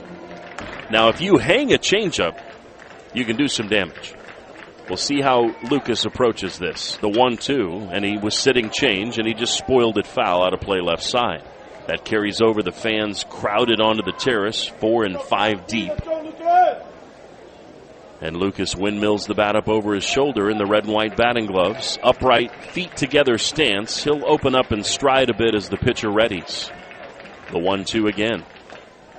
Outside, 2-2. Moore led the team in hitting. Runs. Second in walks. Well, tied for second, or the second highest total. Tied for third, technically. The 2-2. Outside. And we are full. And, of course, stolen bases. He picked up his 49th in 50 tries earlier today. Trying to spark a 2-out rally here in the 6th inning. He's got some pop in the bat. 5 home runs this year. With 2 out, nobody on, the 3-2 pitch. Swung on and drilled to left field. Galvin going back, though, and he's got it measured shy of the track as that 97-mile-an-hour lineup was hit to the wrong part of the yard. And it's a 1-2-3 inning for Fisher and the Canes. To the bottom of the 6th we go. It's the top of the order for the Hurricanes. They lead it 5-4. This is Louisville Baseball from Learfield.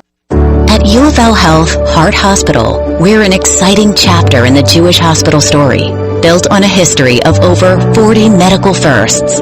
We're the area's only heart hospital, with a focus on comprehensive heart care, where academic research pioneers innovative treatments, and a network of experts offers life-changing care. Here, your heart is in the right place. Visit uoflhealth.org/heart. Kentucky is a place where business is fast, but the pace of life is just right.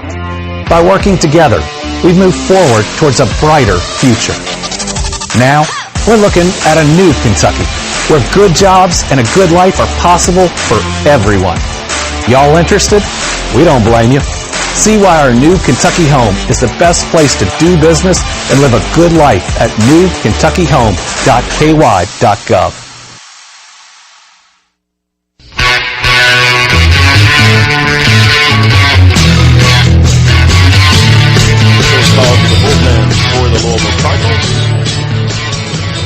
Bivin 3 2/3. Stanilevich an inning and a third hitless, a strikeout and a walk, and now with his first postseason experience as a Division I student athlete, Jack Brown is on the hill for the Cards. The mustachioed freshman from Fishers, Indiana. Brown stands 6'1", 200 pounds. Runner-up in the 21 state title game. He is a top 100 player in the country. Alphabetically right after Bivin. Brown did not pitch in Nashville, so his first taste of it is with his team down a run here in the Super Regional. Jack has not pitched since May 17th against Wake Forest. He pitched twice that weekend, including a senior day stint for the Cardinals, where he went 2 innings, allowing 2 runs, 5 hits, no walks, 2 strikeouts. So Brown, the mustachioed freshman with the last Airbender arrow shaved into his head, watches the final throwdown, and for Brown, he takes the mound for the 24th time. 5-4, the ERA at 6.69. Mr. Famous, 39 innings, 33 runs, 29 earned, 53 hits, 27 walks, 27 Ks, 11 doubles, 3 triples, and 4 home runs. Hits have been the problem. 335 opponents average, 4 wild pitches, 7 hit batters. Brown splashed onto the scene with 2 2/3 hitless against Texas, and was scoreless in his first 3 outings before hitting a bump in the road against St. John's. He starts out with a good breaking ball to Jake Ogden, and it's 0-1. Ogden doubled in the first, a warning track fly ball in the 8th, and a 3-run home run to put Miami on top in the 4th. Sun trying its best to break through these clouds, but unable to as of yet. The 0-1 misses down and away. It's 1-1 to Jake Ogden. Barry University, after his career at Coral Reef with the Barracudas, then UNC Greensboro, where he transitioned that into a summer at Harwich in the Cape.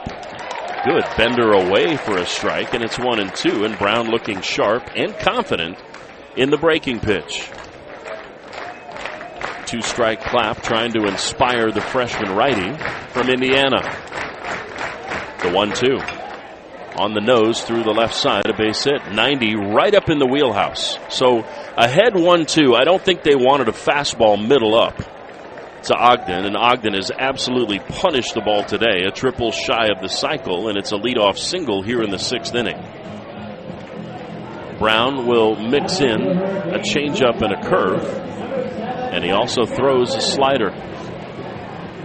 But again, hits have been the problem for Jack this year. 335 opponents average is tough to overcome. Galvin has a double in 3 trips, and there's a throw to first, and we could see some small ball here. Galvin does not have a sacrifice. Only 23 for the Hurricanes as a team coming into today's game. But of course, Renzo Gonzalez laid one down earlier, and Cuvée is on deck. The only problem with the sacrifice is if you're feeling strongly about it, you can just walk Cuvée again, as they put him on back in the 4th and were able to use that to their advantage, getting out of the inning. A couple of throws over to check on Ogden, who is a base stealer for this team. The sun almost creating shadows on the diamond now. And the first pitch from Brown misses high. 1-0. That ball hit by Ogden at 104 miles per hour.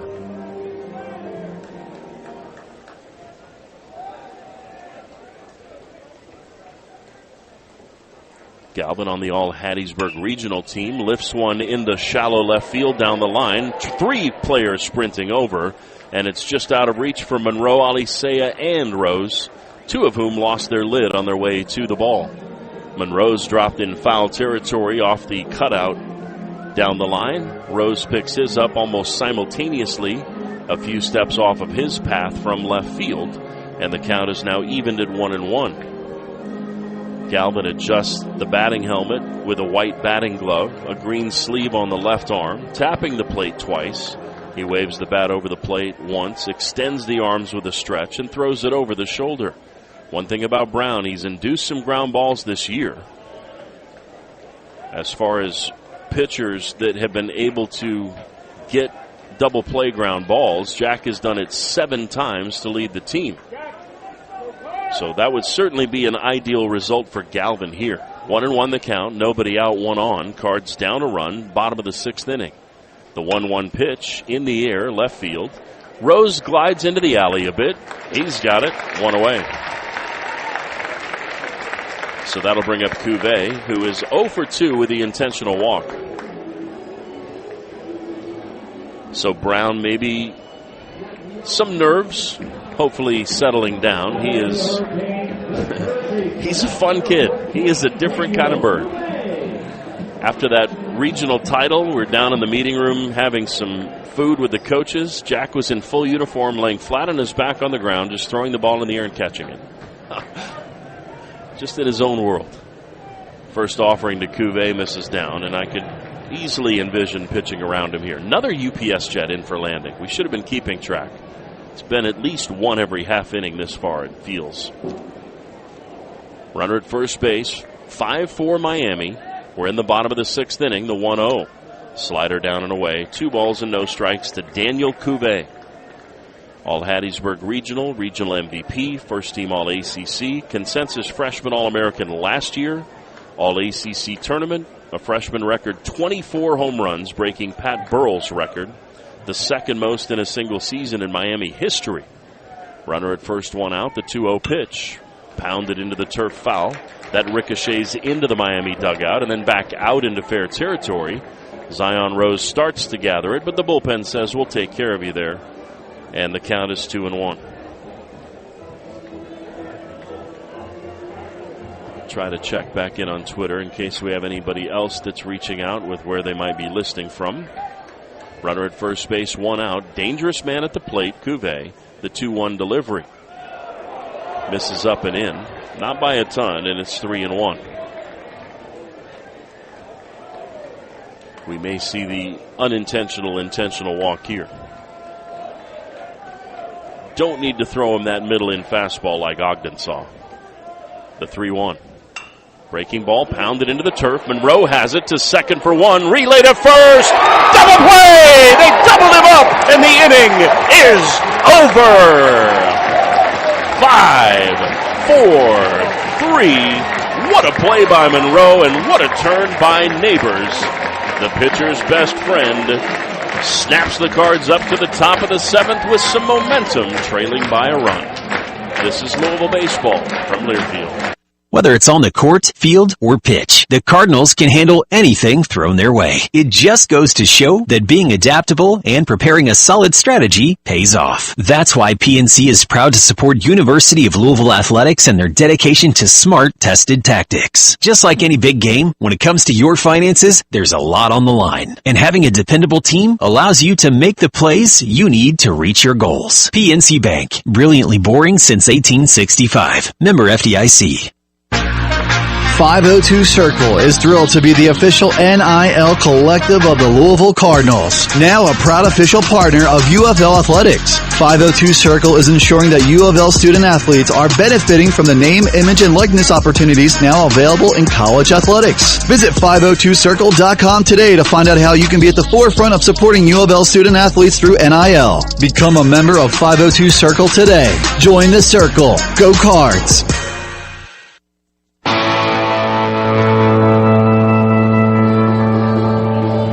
Long ways to go to say hello to Christy, listening in Greece. Now we're all over the map. Jeff and Luke headed to Pittsburgh to watch the Phillies, listening on the road. Say hi to Take Davis's dad, Ben, on the television broadcasts.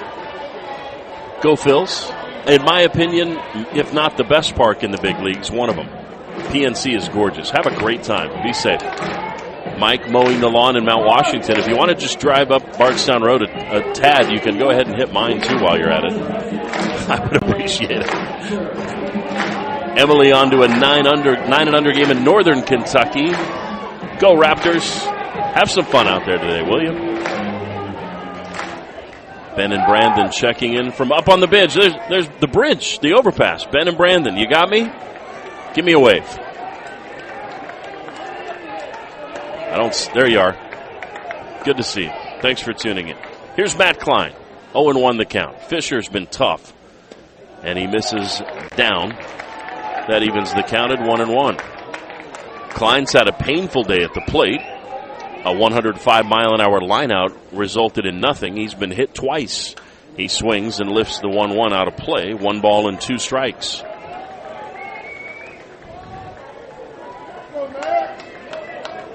We have Hurl listening from Seattle, the Emerald City. Beautiful city. I love Seattle. Get a little clam chowder at Pike Street. 1-2 on the ground, sharply right to Gonzalez at second again. 100 off the bat of Klein, and the Cards just not getting the reward on these hard-hit balls. There's one down here in the 7th inning. Cards down a run. David, thanks for the kind words. Always nice to hear from the Magnusons. And Danny, I'll quiet my voice so we can get the little one to sleep. Got the AirPods in. Here's Zion Rose. A single in 3 trips. He drove in the first run of the game to tie it up at 1. First offering. And he takes a high strike, 0-1. Again, the Cards just a swing away. And you know that this crowd, which has been a little on the quiet side since the home run, put the Hurricanes up, ready to erupt. The 0-1 to Rose, down and away, 1-1 the count. First player to have a second look at Carson Fisher, who has gone 2 2/3 innings of hitless baseball. The 1-1 to Rose. Outside, called to strike, 1-2. That ball just clipped the edge of the zone. Technically, it's a strike. Shaking the sign is Fisher with 1 out, nobody on. The 1-2 to Rose. Breaking ball is grounded to third. Cuvée charges, loads, fires, got him. 2 down. Cards went down in order in the 6th. An HBP and a walk in the 5th. Fisher has really shut things down here. And as we mentioned, Fisher just went 2/3 of an inning against Alabama after a bad outing in the tournament against the 16-seed Cal. So here's Eddie King Jr. Single, 2-run home run, and an HBP. Cards trying to get some traffic on the bases, but Fisher has been a challenge. If anybody can do it, Eddie can. 2 out, nobody on. First pitch, breaking ball is hit high and deep to left center field. The outfielders are tracking it. They leap at the wall. We're tied at 5.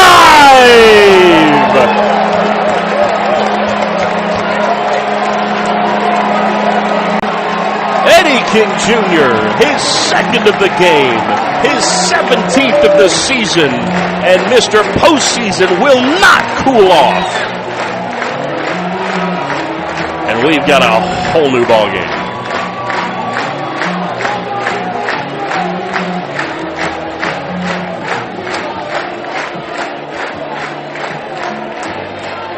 Eddie King Jr. missed 16 games this year.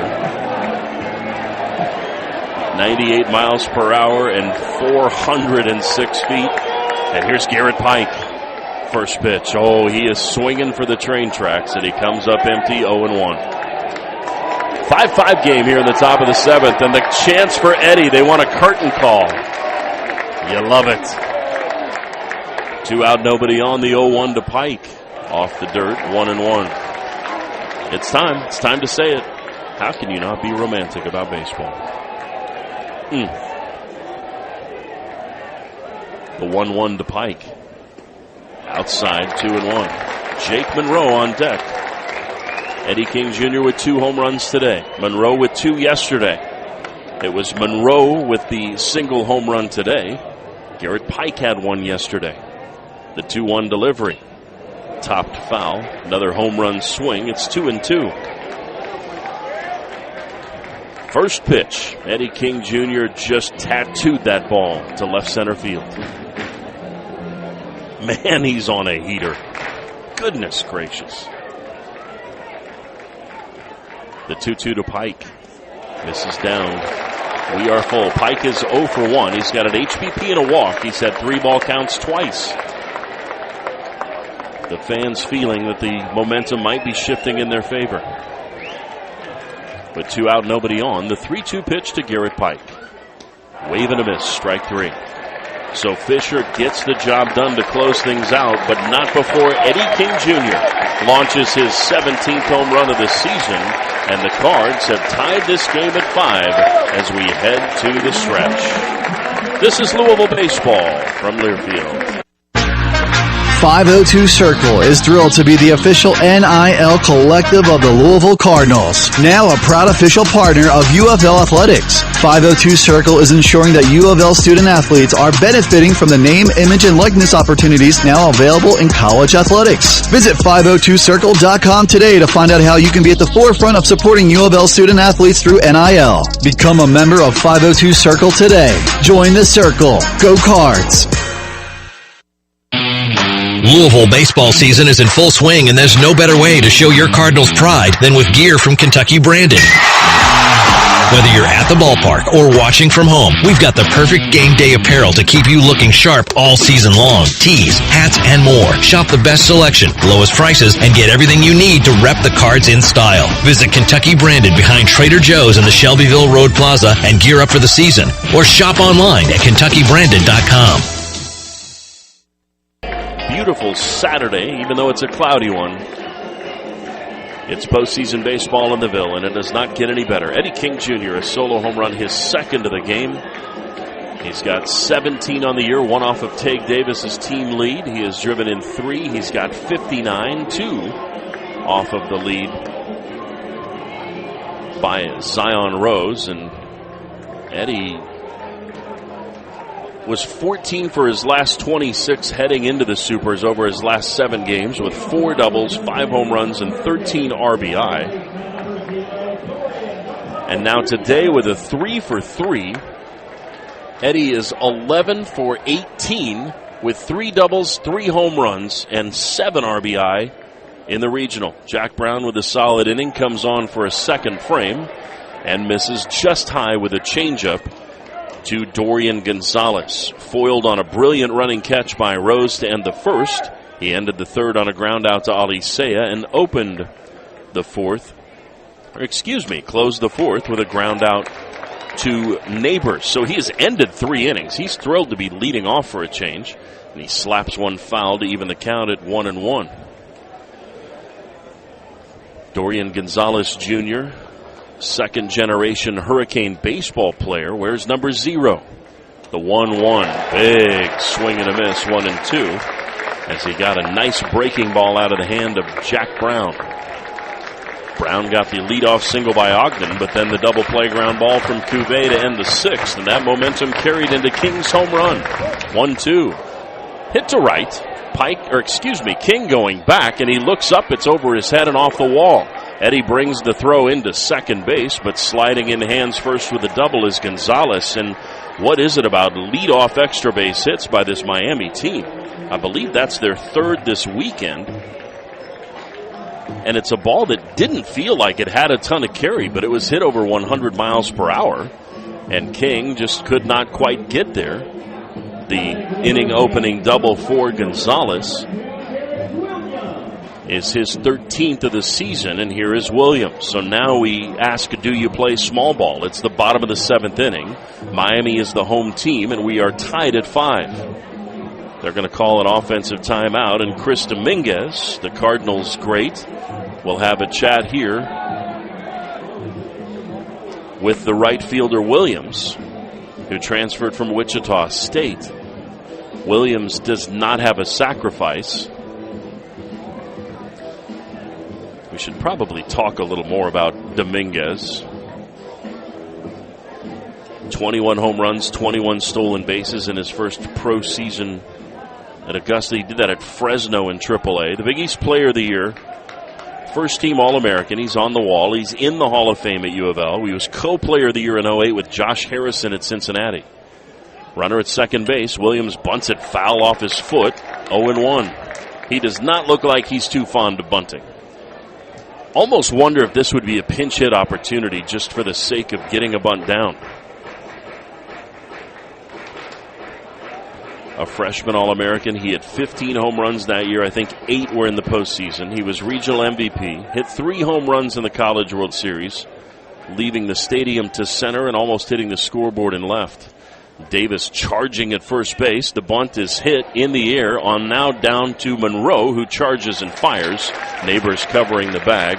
And Williams, albeit a little awkwardly, gets the job done, as you want the the third baseman to make the play. So it goes 5-4 on the sacrifice to get that lead runner to third base, and now it's up to Renzo Gonzalez to get him in. What's Renzo Gonzalez done with a runner at third, fewer than 2 out this year? Well, let me tell you, he is 1 of 5. That is nightmarishly bad. Basically what that's saying is you can bring home a run with an out. And Dan McDonald has the infield in, but he's going to come on and assume he's going to go to a lefty here. So the question then is, are we expecting to see TJ Schlageter, or is Justin West coming back out, or is Ty Stark maybe the candidate? And it looks like it's going to be Stark. So Brown, the ringing double off the wall from Gonzalez, his first hit of the day. Derek Williams, the sac bunt, his first of the season. Back to Dominguez, 17th round out of high school by Texas. They wanted him to pitch. He said no. He might have been in the first round out of high school if he wanted to be. He went in the 5th round in 08, said no. 3rd round in 09 to San Francisco and said okay. His first game, he doubled against Miami on February 15th, 06 down at Coral Gables. And then in his 3rd game, he broke his hand on an HBP and had to redshirt. His first game the following season was Dan McDonald's first game down at Hattiesburg, and he had a home run and a double. He had a grand slam in the 07 Regional Championship against Mizzou. 2nd home run later in the game. He went 3 for 4 with 7 RBI in that game. Ty Stark on to pitch his first postseason experience. He did not pitch in Nashville. The big drink of water from Louisville St. Xavier High School stands 6'6", the sophomore southpaw, taking the mound for the 22nd time. He's 1-0 with a 771 earned run average. 16 1/3 innings, 16 runs, 14 earned, 13 hits, 14 walks, 19 strikeouts. 6 doubles, 2 home runs, a .220 opponent's average. He has 6 wild pitches, and he has hit 4 batters. Brown responsible for the runner at third, Gonzalez. We had a tease that the infield was going to be in at all 4 spots. We're assuming that will not change as we flip the notes to Ty Stark right after Tanner Shiver. So we restack. Diamondall couriers some new baseballs to Billy Van Raphorst, the plate umpire. Stark pitched in that conference tournament. I hate to call it a debacle, but it was not a pretty game. A run on a hit, a strikeout. He gave up a home run. That was the eventual game winner in 2/3 of an inning. So a lot on Stark's shoulders. In ACC play, the good news for the Cardinals, he has been much better in league play. He had a rough first outing, giving up 2 runs without getting an out. And he had a rough outing against Kentucky, 3 runs without getting an out. So you take off those 5 runs, and the earned run average is, no pun intended, starkly different. But a 4.22 ERA in ACC games. These 2 teams did not play in the regular season. The Cards won the series by winning the first 2 games down at Coral Gables last year. So Stark is ready. The infield is in at all 4 spots. Renzo Gonzalez, the first baseman, is in the batter's box. He is 0 for 1 with a sacrifice and a walk. First pitch, and he skewers it into left field for an RBI single. And on 1 pitch, Miami has regained a 6-5 lead. Ty Stark threw a changeup in to Renzo Gonzalez, and he just inside out of that through the 6 hole to put Miami back on top 6-5. So it's just that easy.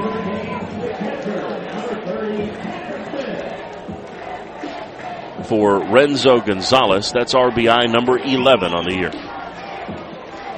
And here's Tanner Smith. The Cards now in need of a double play. Stark facing a righty. He winds and deals, and it's a bunt attempt to foul first base side, 0-1. The fans mocking David Ewell, the first base umpire, with the fair foul call. Stark this year has given up 6 hits against lefties in 30 at-bats, a .200 average. Righties hitting .241 against him. And for Ty, while Jack's given up a few too many hits, opponents only hitting .220 against Stark.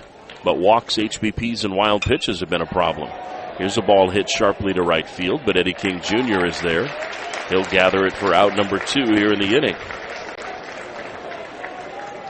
And here's Jake Kulikowski, 2 for 3 in the game. He and Torres at the bottom have been a major problem for the Cardinals.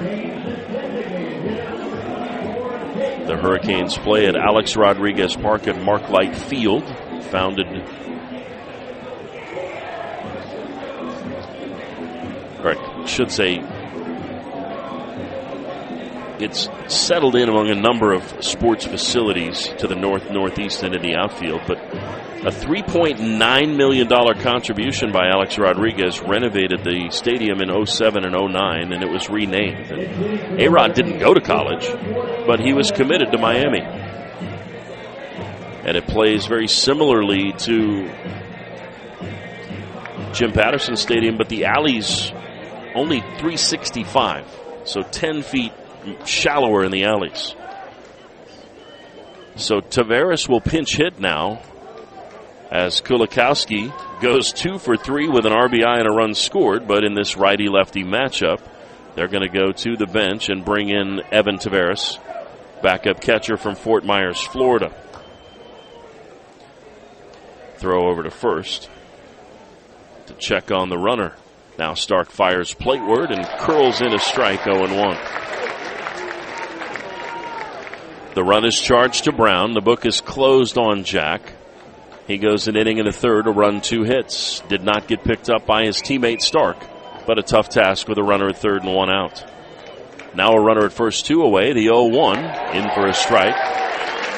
The whipping fastball, it's 0-2. Stark has that long, lanky body, a whippy arm action, and an odd angle that the ball comes out of the hand.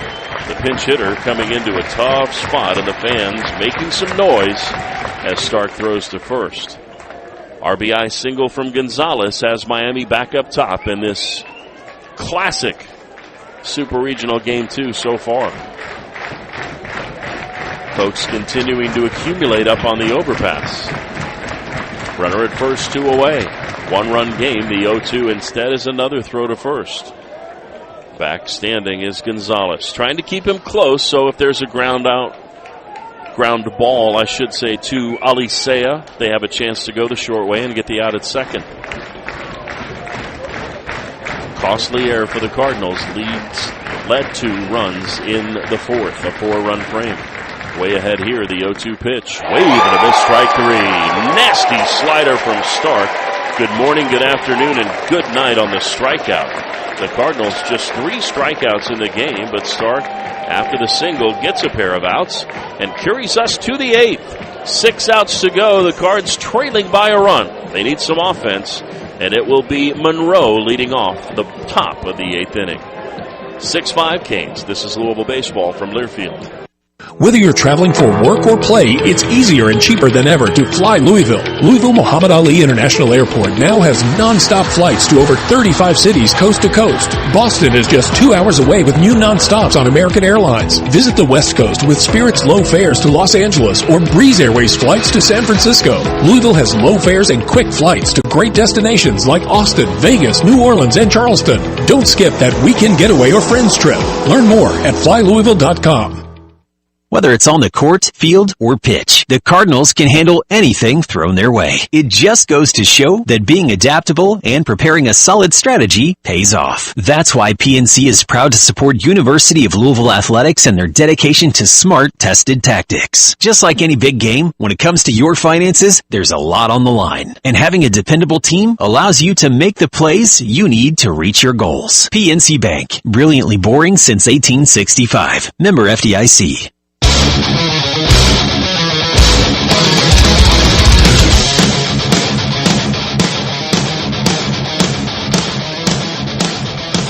So in the 8th inning, the Miami Hurricanes going to their closer, Brian Walters, the redshirt junior righty, standing 6'3", from Palm Bay, Florida.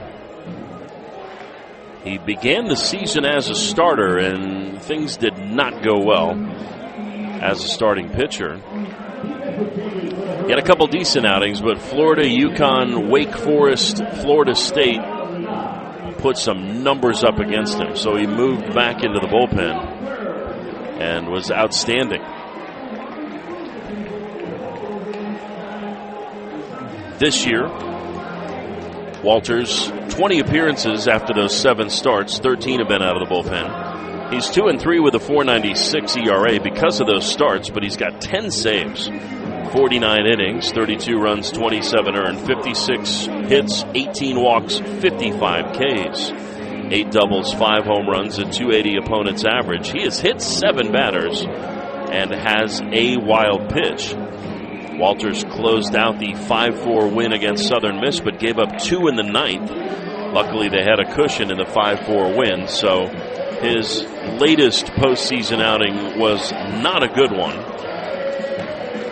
And he was able to close out the 5-3 win over Alabama with a 5-batter ninth inning, picking up a strikeout and the save. So here's Monroe against the closer for the Miami Hurricanes, Brian Walters. First pitch, righty-righty, is right on the nose, but right to Ogden at short, who loads and fires. 103 off the bat, and another hard hit out for the Cardinals. Man, these have got to even up at some point. Too many hard hit balls not to be hits. A one pitch out for the closer. And the Cardinals running out of outs here. Tomorrow would be a winner-take-all game, but the winner heading to the College World Series in Omaha. Tate Davis, the batter, 1 for 2. Swings for the fences and misses a fastball away, 0-1. Tague walked in the second, singled in the fourth, and struck out to end the fifth. Seen a lot of changeups, but he's also missed some fastballs today. We'll see where they go with this 0-1 offering. It's a fastball in, 1-1. Davis with 18 home runs during the regular season, hitting .284. Cards down 6-5 here in the bottom of the eighth with 1 out, nobody on. The 1-1 to Davis, skied on the infield. A million miles in the air, and the first baseman Dorian Gonzalez has it. The pitcher looked up, and Walters had no idea where that was. I don't know if we've seen a ball hit higher than that this year, but Tate Davis goes down on an easy pop-up, and that's an easy 2 outs, as Nate Early's going to pinch hit for Kamayu Neighbors. So this is the first bench player for the Cardinals in the postseason. It has been so starter heavy, obviously, that Coach Mack going to Early here. Nate, 6'3", 225, a junior from Cincinnati, Ohio, by way of Florida Southwestern State, and he's late to the fastball, sending it into the stands, 0-1. Early on the season, 256, 3 home runs, 12 driven in. He is 6 for 18 as a pinch hitter, a .333 clip, which is very respectable. Hardest job in sports, some say. The 0-1. In the air, foul out of play. From Walters, from a pitching standpoint, you're looking at a fastball in the mid-90s with a changeup and a slider. Just a changeup occasionally. It's mostly fastball, slider out of his hand. 6-5 Miami, 2 out in the 8th. The Cards are the road team in this game, too. Neighbors in an 0-2 hole. The kick and the delivery. Outside, 1-2. It's exactly what they wanted, trying to get a chasing swing.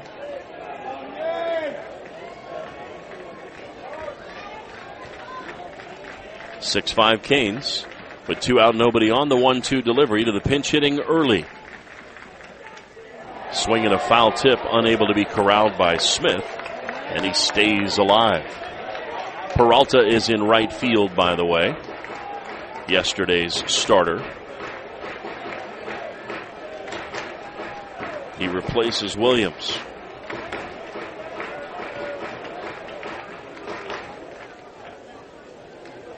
Early taking a little extra time.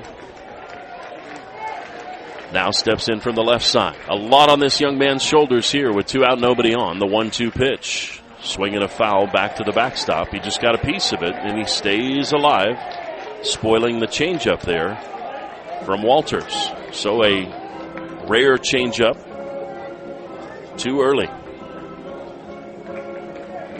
Cardinals 3 of 8 with 2 out in this ball game. Miami 6 of 12. The 1-2. Fouled at the plate again off the foot, and Big Dog's battling. Fans love it. NCAA sleeve on the left arm, or patch on the left sleeve. L up over the number on the back of the Astros uni. With 2 out, nobody on. Another 1-2 pitch. Swing and a miss, strike 3. Got him on the changeup, and the Cards go down in order here in the 8th inning. To the bottom of the 8th we go. Louisville has 3 outs to play with. Pitching staff will try to keep it a 1-run game. It's 6-5 Hurricanes. This is Louisville Baseball from Learfield. Hey, Cards fans, get your L's up. Liquor Barn has everything you need for this week's Louisville Cardinal action. Liquor Barn makes it so easy to stock up for tailgating and game watch parties. Head to your nearest Liquor Barn store or go to liquorbarn.com to download the Liquor Barn app and place an order for pickup or delivery. Shop Kentucky's favorite spirits, wine, and beer store online, and you'll have more time for the Cards. Liquor Barn, where Kentuckians go to celebrate life. Go Cards! If you want to make the most of your vacation, there's no better place than the Bluegrass State. Kentucky's 45 state parks offer abundant places to play and diverse accommodations to stay. Take a hike, float your boat, or bike the trails. Pitch a tent under the stars or settle into a lakefront lodge. Tee up for 18 holes, then enjoy a signature meal. Even better, Kentucky residents receive special discounted rates. Plan your trip at www.parks.ky.gov.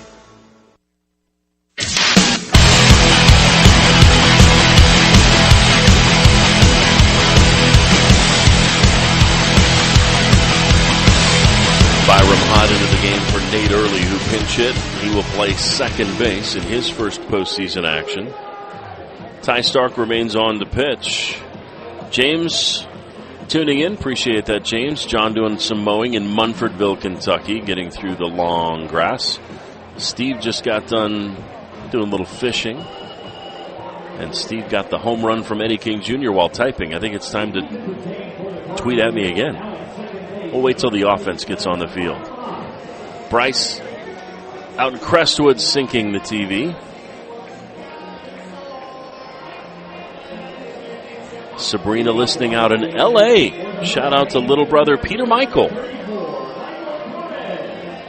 Go to Tommy's Original. Get a double chili cheeseburger for me. It's been a few years. The original Tommy's. Don't have to go to Roscoe, but you know. Michael Torres, 9-hole hitter, leads off against Stark. Big lefty kicks and deals, and it's a called strike, 0-1. John has some toes in the sand at Jensen Beach, Florida. That is a beautiful view. We have not had any sunlight today. It has been overcast all day. 6-5 Miami. Stark wheels and fires, up and away, 1-1 the count. 6-5 Miami with the lead. 6 runs on 10 hits, no errors, 8 stranded. Louisville 5 runs, 7 hits, 1 crucial error, and 6 left on base. 4 unearned runs in the 4th inning put them on top. Stark misses away just barely. That ball actually had some of the zone, but not getting the call will put the count to 2-1 to the 9-hole hitter Torres. Play your cards right, no pun intended. You can have Cuvée leading off the 9th instead of hitting with men on in this inning. Stark tucks that one right over the plate and doesn't get the call. And I think Billy Van Raphorst might be struggling with the movement and release from Stark. I mean, that ball was securely in the zone for strike 2. It's 3-1. The 3-1 delivery is grounded through the left side, a base hit, and the 9-hole hitter is 3 for 4. And again, temper your frustrations because he was the top hitter on the team in Hattiesburg. Sometimes you don't tinker with what's working, and if Torres was able to carry that offense a bit down in the regional, if it ain't broke, you don't fix it. Torres batted in that 9-hole where he was able to catch fire. Had a 2 for 3 against Columbia. 2 for 4 in the loss to Southern Miss. And a 2 for 4 in that Game 7 victory. Here's Ogden Ogden has been on fire, and he skips this one foul up over the terrace, 0-1. A double in the first, a warning track fly ball that essentially got to the wall in the second, a rocket of a home run in the fourth. The 3-run shot is the difference in this game, basically. And a single in the sixth inning, looking to get a double play ground ball. Stark will throw over to first. How much is Stark in terms of inducing contact that gets a 2-for-1 sale? Well, Ty has yet to have an opponent ground into a double play this year. So there's a first time for everything, right? 6-5 Hurricanes. They are the home team batting in the bottom of the eighth inning with the lead. Looking to add to it, a leadoff man is aboard, and Ogden not bunting. Swinging a hot bat, he takes a strike, 0-1, and it's 0-2. Stark exploring the upper reaches of the zone. Almost like that rise on the finish on the fastball. Torres stepping away from first base. Fans of the 2-strike clap. The 0-2 from Stark. Reached for and sent to right center field, but curling over is more, and he's got it for out number 1. So no advance there. Don't blame them for letting Ogden swing away. You've got the top of the order, and Ogden's the hottest hitter on the diamond outside of Eddie King Jr. If you're looking ahead to the ninth inning, 9-hole hitter Alex Alicea is slated to lead off for the Cardinals. Max Galvin will hit now, 1 for 4 today. 2 times he has flown out to Rose. He has grounded out 2 neighbors. Now hot in his place at second. Double play could end the inning. Cuvée on deck. Galvin hitting .307 on the year. Stark fires and twisting this one foul onto the rooftop. The count is 0-1 to Galvin. Oklahoma State transfer, was with the Miami-Dade Sharks in 22 and 23. 10 home runs his first 2 years. Galvin with a runner at first, 1 out, awaits the 0-1 from Stark. Called strike on the outside, 0-2. Miami's batters just mesmerized by Stark right now. Since the single by Gonzalez that drove in the go-ahead run, he has thrown a ton of strikes except Torres. Throw over to first, runner back. So Alicea, Moore, and Klein scheduled to swing it in the ninth inning. Rose, King, Pike follow if anything happens. The Cardinals down a run as we speak, but a runner at first base with 1 out, and the 2-3 hitters at the plate and on deck. The 0-2. Reached for and sent to shallow right field. Eddie King Jr. will have to field it on a hop, and there's 2 on for Cuvée. And this is trending to a nightmarish spot. And I don't see how Stark faces Cuvée.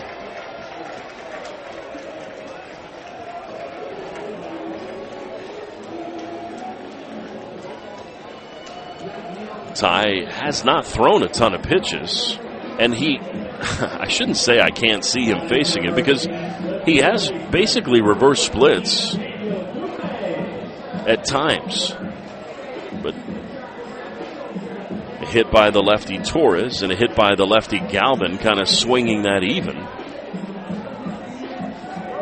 And Cuvée has popped up to first, flown out to center, been walked, and hit into a double play.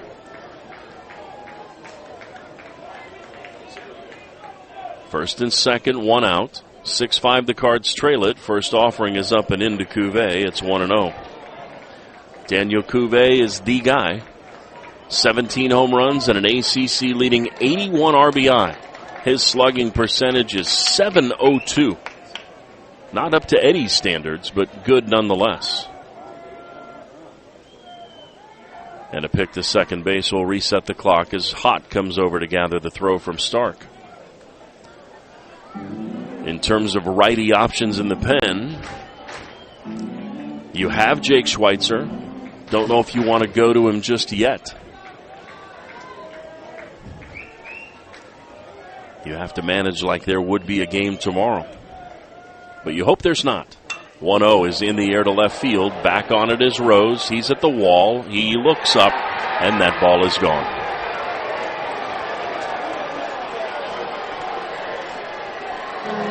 Daniel Cuvée just extends the arms on a slider down middle and launches it into the fans on the berm for a 3-run home run. And Miami appears to have forced a deciding Game 3 tomorrow, as they now have a 9-5 lead.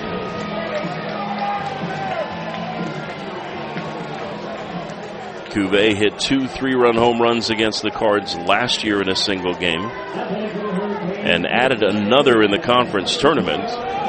That is his 18th of the season.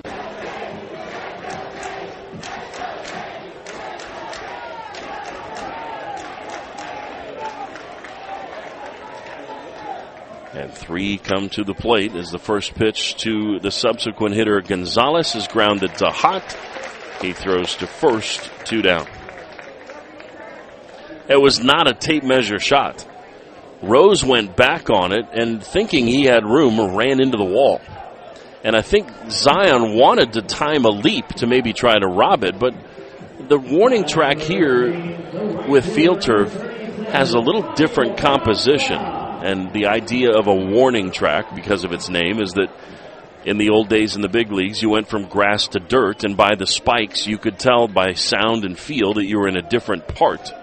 And when this field was built initially in 2005, the warning track was no different. And so it was difficult for the outfielders to tell. And we had a few guys, including Isaiah Howes, that banged into the wall thinking they had room. Ball 1 delivered to the new right fielder Peralta. Now 1-1 the count. 9-5, Miami leading the Cardinals. We're in the bottom of the 8th inning. Louisville has some serious work to do in the 9th. And Walter's a premium closer with 10 saves on the hill. 1-1 is waved out and missed, 1-2. And it really wasn't a terrible pitch by Stark. It's just Daniel Cuvée is a dude. And Chris Dominguez has taught him everything he knows. The 1-2 delivery. Swing and a miss, strike 3. This is Louisville Baseball from Learfield. Ready to get back in the game? Great news! The movement experts at Pro Rehab Physical Therapy can help you find relief and results and keep you off the sidelines. With over 20 convenient locations across Kentuckiana, contact Pro Rehab Physical Therapy today at ProRehab.com to see a physical therapist. Pro Rehab Physical Therapy, a proud partner of the Louisville Cardinals and trusted choice for keeping Card fans in the game. Hey there, Cardinals fans. Your home deserves top-tier care and attention. That's why you can count on Southern Roofing and Renovations, your trusted local roofing expert. From the moment they arrive to the final inspection, Southern Roofing provides a guided experience from start to finish. Whether it's a quick repair or a full roof replacement, they've got you covered with the dedication and quality you can rely on. Visit SouthernRNR.com and see the Southern difference for yourself.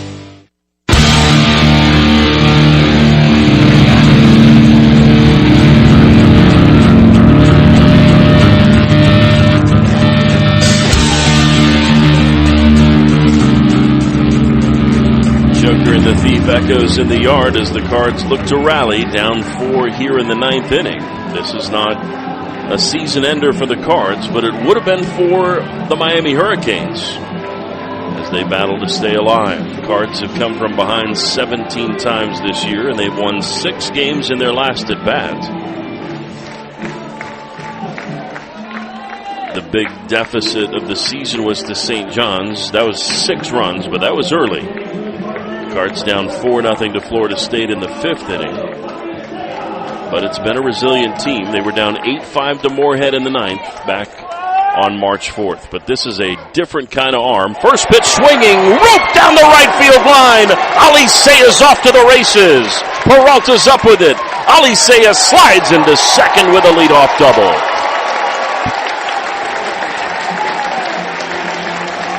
The hitless shortstop for the Cardinals got a 94-mile-an-hour fastball down and in, and the happy zone turned it around at 102 for a ringing leadoff double and a base runner. It's a chip and a chair, folks. You just want a shot. Here's Moore, top of the order for the Cards, down 9-5 in the ninth. And again, Miami, the home team, will still bat in the bottom of the ninth if something crazy were to happen. Alicea steps away from second. Walters' first pitch misses way outside, 1-0, and we see Walters pitching with runners on here. He went 1-2-3 in the eighth. As far as Walters pitching more than just an inning, he's done it many times out of the pen and as a starter, obviously. The 1-0 to Moore is bounced up the middle, shifted infield, can't get there. They're going to send Alicea.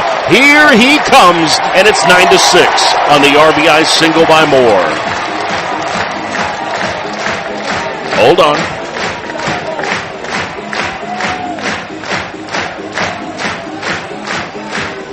Double single to start things out here in the ninth, and here's Matt Klein. Southern Miss put 2 on the board in the ninth inning against Walter. And here comes a meeting as the battery and the entire infield chat. 3 pitches, a double, a single, and a run already here in the ninth inning. The Cards within 3, and the fans on their feet with Matt Klein's walk-up tune.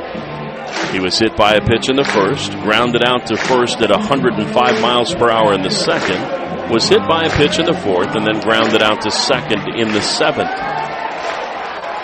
9-6 Miami, top of the ninth inning. Runner at first base, and Walters keeping an eye on Moore. His next bag would be number 50. And they'll throw over to first to keep an eye on him. As far as pickoffs go, Walters does not have one. As far as base runners go, a lot of times on closers there aren't many, but he was a starter earlier, and opponents were 11 of 12 stealing against him. Klein in the batter's box, runner at first, a bluff there, and the pitch a high strike. 0-1. Half the ball was in the zone. It's legitimate. And there's some arms heading to the pen. Runner at first base, the tying run on deck. Here in the ninth inning with nobody out, the 0-1 misses in. 1-1. You get to Rose with a runner on. He's the tying run. You get to King. You know the rest. UPS Jet sails over the football stadium. Runner at first is Moore with a good lead. Left-handed hitting Klein awaits the 1-1 pitch from Walter. There goes Moore. The pitch is in the dirt. No throw. There's bag number 50 for Lucas Moore, and he's in scoring position. Second steal of the day, and now in an elite club with just he and Boomer Whiting. 50 stolen bases on a year. The count is 2-1 to Matt Klein, and the emotion and the energy is up here in the nest. With a runner at second and nobody out, the 2-1 to Klein. Ooh, an inside strike, and he got it. 2-2. What a pitch by Walter at 95 miles per hour. Klein spun out of the way to add to the crowd's frustration, but that pitch had the zone. Runner at second, nobody out. Down 3, the 2-2 pitch. Misses down and in. We are full. That pitch was about 8 inches further in than the previous offering. 9-6, top of the ninth inning. Cards the road team trying to get a comeback win and head to Omaha for the 6th time. Moore, great speed at second base. Nobody out. The 3-2 pitch to Klein. Ball 4. And Rose, the tying run, will step to the plate here in the ninth inning. Double, single, walk. Klein sheds the gear. An elbow guard, an arm guard, a foot guard. Batting gloves, and another visit from the infield. And would we be going to the pen? Will Smith has a pair of saves.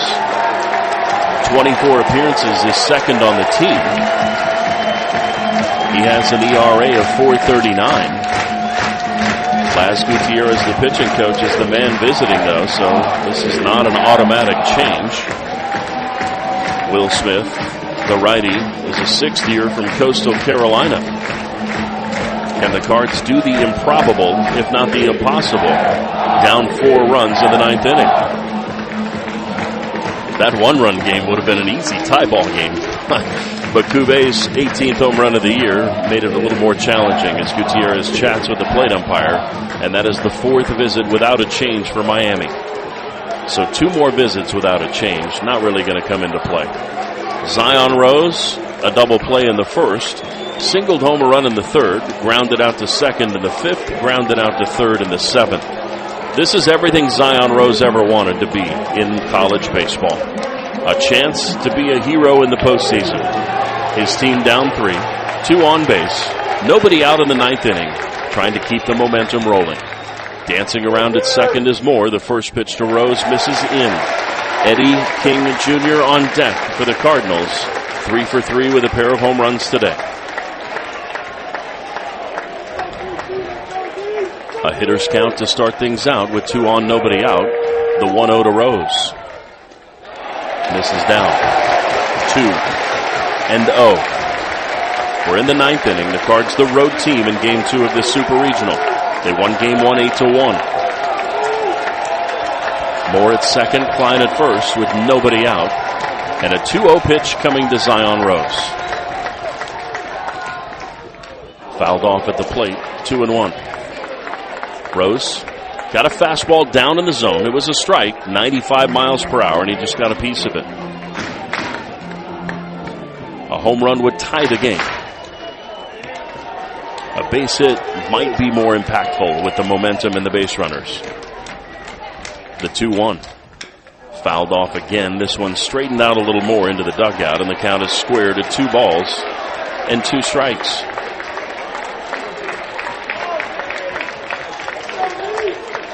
Walters had a career-high 5 strikeouts in 2 1/3 innings against U of L last year. 15 appearances, 1-0 with a 3.29.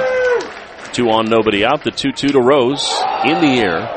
Shallow right center field. This could be a problem, but coming on is Peralta, and he'll make the charging catch. 1 away. Zion battled. Couldn't get it done. And here's Eddie King Jr. And the chance of Eddie echoing here in the nest. I love our fans. Moore at second, Klein at first. Eddie King Jr. the tying run here in the 9th inning with 1 out at the plate. Singled in the second, 2-run home run in the third, HBP in the 5th, solo shot in the 7th to tie the game. Walters kicks and deals. Wave and a miss at a 95-mile-an-hour heater in 0-1. No easy task here for Eddie King Jr. with the righty-righty matchup. King hitting .365 against lefties, .339 against righties.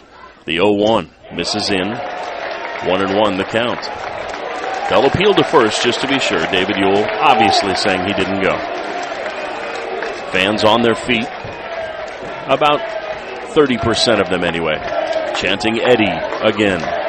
First and second, 1 out, down 3. The 1-1 to Eddie King Jr. Bouncing ball, could be 2, backhanded by Ogden. Not going to have a play at second. He'll go to first for the out, and it's going to be up to Garrett Pike. I thought Ogden was going to try to go to the second base bag with Klein running, but a good jump from Klein. And Ogden just not wanting to take any chances of throwing one into the outfield probably made the right decision. So Pike 0 for 2 with an HBP and a walk, homered yesterday. And a chance to electrify this crowd here with 2 out in the 9th inning, down 3. Walters comes set, kicks and fires. Down low for ball 1. Top of the 9th inning, it's 9-6 Hurricanes. Runners at second and third. 2 out. Cards trying to knot this game or take a lead. Miami trying to force a third game tomorrow. The 1-0 to Pike. In the air, center field. Torres is under it. And Miami secures the victory. After the first 3 reach in the 9th, the next 3 are retired. And tomorrow, at Jim Patterson Stadium at a time to be determined, the Cardinals and the Hurricanes will face off, and the winner will send an ACC team to the College World Series in Omaha. Our postgame is next. This is Louisville Baseball from Learfield. These days, your company needs more than a printer. You need Clark & Riggs. Clark & Riggs offers, well, everything. On-demand and variable data printing, direct mail management, e-commerce solutions, warehousing and fulfillment, rapid prototyping, retail solutions from large format signage and point-of-purchase material to branded decor and fixtures, the best offset and digital printing in the business, and a lot more. See it all at morethanaprinter.com. Choose the best, Honda. With more Best Buy awards than any other brand, all Honda cars, trucks, vans, and SUVs are in stock and on sale. Honda is the best performance brand, best overall brand, and best value brand by KBB.com. To save on a new Honda, search your local Honda dealer today. This is 2025 Consumer Choice Award for Kelly Blue Book. Visit KBB.com for more information. Whether it's on the court, field, or pitch, the Cardinals can handle anything thrown their way. It just goes to show that being adaptable and preparing a solid strategy pays off. That's why PNC is proud to support University of Louisville athletics and their dedication to smart, tested tactics. Just like any big game, when it comes to your finances, there's a lot on the line. And having a dependable team allows you to make the plays you need to reach your goals. PNC Bank, brilliantly boring since 1865. Member FDIC.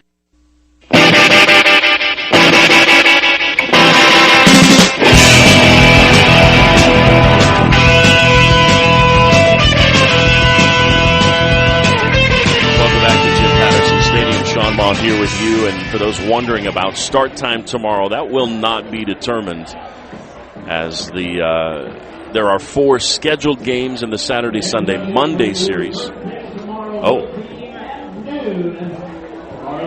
and there we go. They just announced it here at the ballpark. We've got a noon first pitch tomorrow, so I was not expecting that announcement to come so quickly, but they may be intending on staggering the games similar to what they were today based on the other teams that are playing. So with the Clark & Riggs College Scoreboard real quick, Clark & Riggs, official program printer of the Louisville Cardinals, and more than just a printer.